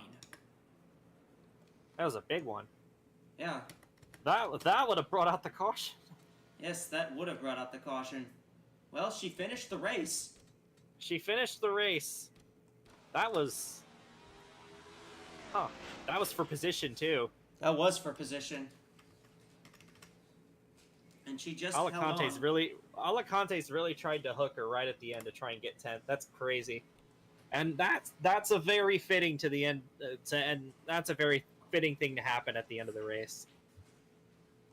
Yeah, I can't disagree. Well, there at Sonoma, what'd you think? What'd you think of that one? It was a bit interesting strategy-wise. Bit of a, I don't know, the ending was kind of but there were some interesting things that happened, and strategy-wise, I thought this was a really fun race to watch. Yeah, I think this race was kind of it was kind of up and down. There was a lot of parts where there wasn't a whole lot going on, but there were also parts where it seemed like absolutely everything was happening. Like we had multiple cars spinning out from the lead. We had cars blowing up from the lead, and it was just a race of attrition from start to finish. Had that long green flag run right in the middle, and then it got broken up by the caution, and that kind of threw a wrench in any strategy that would have happened there. And at the end, Arina Tosima was able to get it done, and that's a good win for her. That's a good win for Evans Ross Racing there. That's one more to add to their list. I think they're up to 4 this season. That's the 50th win all time for Evans Ross Racing as well. So a big number for Tosima to get. Yeah. But really, just it was a race of attrition from start to finish, and you're gonna get that on a road course like this. When you go on as long as this race did, the elapsed time is 3 hours and 2 minutes. So this is one of the longest races, maybe the longest race I've ever called. But it was fun. There was a lot of fun bits about it, and that's about it. All right, well, we're going to send you off to the post-race show with Rashi and Ellie. You two, what do you have for us down there in the FanDuel fan studio after this very interesting race here at Sonoma? What in the googly boogly did I just watch in this race? Well, whatever that was certainly an event. We had a... We came out of the mid-race report with 20 cars in the race, and he finished the race with 14 somehow. We managed to take out 6 cars in the last third of the race, basically single-handedly, I think. I mean, that last one was certainly a bit of a hectic one. I think you definitely saw the urgency of the drivers on that last one. They were mauling each other off. They were mauling each other in the S's, especially. Just kind of sending it into each other, and well, I think that kind of played a role here. It was some very aggressive road racing. But I think with that, Ellie, the strategies I think definitely canceled itself out. So that's, I think, played into that as well. Since we basically had a sprint race to the end, about 25 laps or so. We had a few cars try some different strategies, try to maybe grab an extra few positions. Given that, I mean, you couldn't lose much position-wise, so a little bit of strategy gambling at the end. But yeah, it was very, very aggressive ending to the race, I think. Yeah, towards the end, it just seemed like strategy was thrown out the window and replaced with aggression. And to go back on my FanDuel pick, I think it was very interesting to see her basically just blow it. Involved in 2 incidents towards the end, and I think we definitely had a race today. It was definitely a race, and I mean, I'd be lying if I said I didn't have fun watching and that it wasn't interesting, but it definitely was a lot more aggressive than I expected it to be. Yeah, I'd agree. Definitely, it was still pretty fun to watch. I think the aggression definitely played a role in the entertainment factor. Played a role in the entertainment factor in the race. So I think that's like that. I guess is still worth something. I guess. But yeah, that was that ending. I mean, the attrition rate wasn't entirely due to incidents, but it is interesting to see that a lot of the mechanical failures happened early on in the race. Yeah, the mechanical failures were more so around the first half, especially, it seemed like, and towards the end of the race, I guess tensions got really high. I mean, we had some like valve issues and some oil leaks in the beginning, but towards the end, most of it was incidents, and I mean, honestly, I kind of expected better from some of the drivers. I mean, a lot of these incidents looked like they could have been avoided. Yeah, I feel like they could have been avoided. Especially when it just continued to happen in those same parts of the track over and over again. It was certainly interesting to see that kind of dynamic play out. Yeah. Well, this will certainly shake the points up. Tosama getting her second win of the season, so Tosama gets a second win of the season, so there'll be the same number of cars, points-wise in the playoffs. But good runs for drivers like Yuria and Schliesenbach will definitely push them up close to the cut line, while as well as I should say the 46 of Yanaga should have a pretty good points day as well. Given that I think she at least finished 12th or so, somewhere around there. We'll double check where she finished, considering she was racing the 18 for position there. And let's see, for drivers like maybe the 27 and 72, Parkings and Garnston really have very good days. They retired pretty early, so those are drivers that are going to be sliding down the points quite a bit. That might push them into the cutoff battle, and getting the points standings very close. The points update very soon here, coming in. There it is. Nihil and Mountain retain their big advantage in the points, 114, 112 respectively. Nihil, despite the early retirement, still holds a massive points gap, so that won't matter too much. Yanaga goes from plus 11 to plus 25, and the big jumps go to the 8 and 82. He'll go from 32 and 38 out to just 19 out. Both of them 19 points out. So that was a very good race for the Ubermann cars, and very interesting to see them picking things up. We mentioned them in the pre-race show. They seem to be getting some of their early season form back in here. We saw those two cars do pretty well earlier on the season, but they seem to have a bit of a slump down the spring and early summer. But now that we're looking to the second half of the season here, it looks like maybe the Ubermann cars might have something to say here. They look very quick.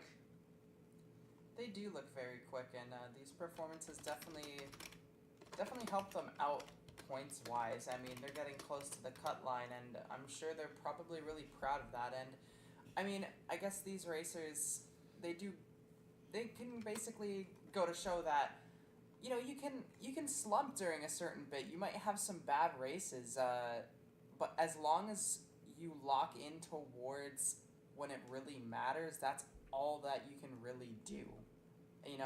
Let's say you had a bad few races, right? Couple races down the line, you do better. You get higher up in points. You get closer to the cut line. That's all that matters. So I think these racers will probably have something to say here because, hey, look at them in points. They're getting really close up there. Yeah, and shout-outs. I'd like to give a shout-out to Miu Verino, who's with that 12th place finish. That's our 5th place. That's our 5th top 20 finish in a row, which for a team like MUYW has had a pretty wretched start to the season is very good for them. Marino's been slowly moving the needle up here. In that first kind of, I want to say about 20, the first 20 races she had, first 15 races I think, heading before that streak of top 20 finishes, she had I think 5 or 6 finishes, I think 6 finishes of 30th and under, which is a pretty horrific start to proceedings for that team, but it seemed to have moved up a little bit towards kind of that midfield right now. Good run for Rachel Cole and AWSCO as well, getting finishes there. But yeah, I think in terms of the playoffs, the biggest winner today is probably Bjornaga and the Uberman cars. Those were the ones who managed to finish and do really well. And yeah, I don't really have much else to say about this race here. Looking forward to the rest of the schedule, we have our All-Star race coming up. That one's gonna be at the big track, the 3-mile super speedway at Coca-Cola. So enjoy some very very fast restrictor plate racing there as well. That'll be fun, I think. And then after that, we'll have one more road course in this stretch. Round 21 will be at the Daytona road course, and then after that, we'll be going off to for our second international trip. That'll be very fun. Going to some of the international levels. I believe we'll be going to Rio, Lausitzring, and Motegi. So that'll be that's something to look out for. And rounding that kind of international tour, I will be going over to Canada for a race in the Vancouver area, I believe, at Echo Energy International Speedway. That's a new racing venue that we'll be going to. So that'll make its debut here on AWSCO very soon as well. All right, and with that, I think we'll segue back to Echo, who will deliver the closing statements here on what has been an eventful race here at Sonoma. Yeah, and a very fun race here at Sonoma, very eventful race, but overall one that I think a lot of people would enjoy. All right, later this week you'll see the Cup drivers in the All-Star race at iRacing Super Speedway. That one's going to be fun. The format's still TBA, but we'll figure something out. And then next week, it's 5 flags for the Continental Series and Daytona Road Course for the Cup Series. On behalf of Ellie, Russia, and Brennan, I'm Echo. Thank you all so much for joining me here tonight from Sonoma Raceway in California. I will see you all next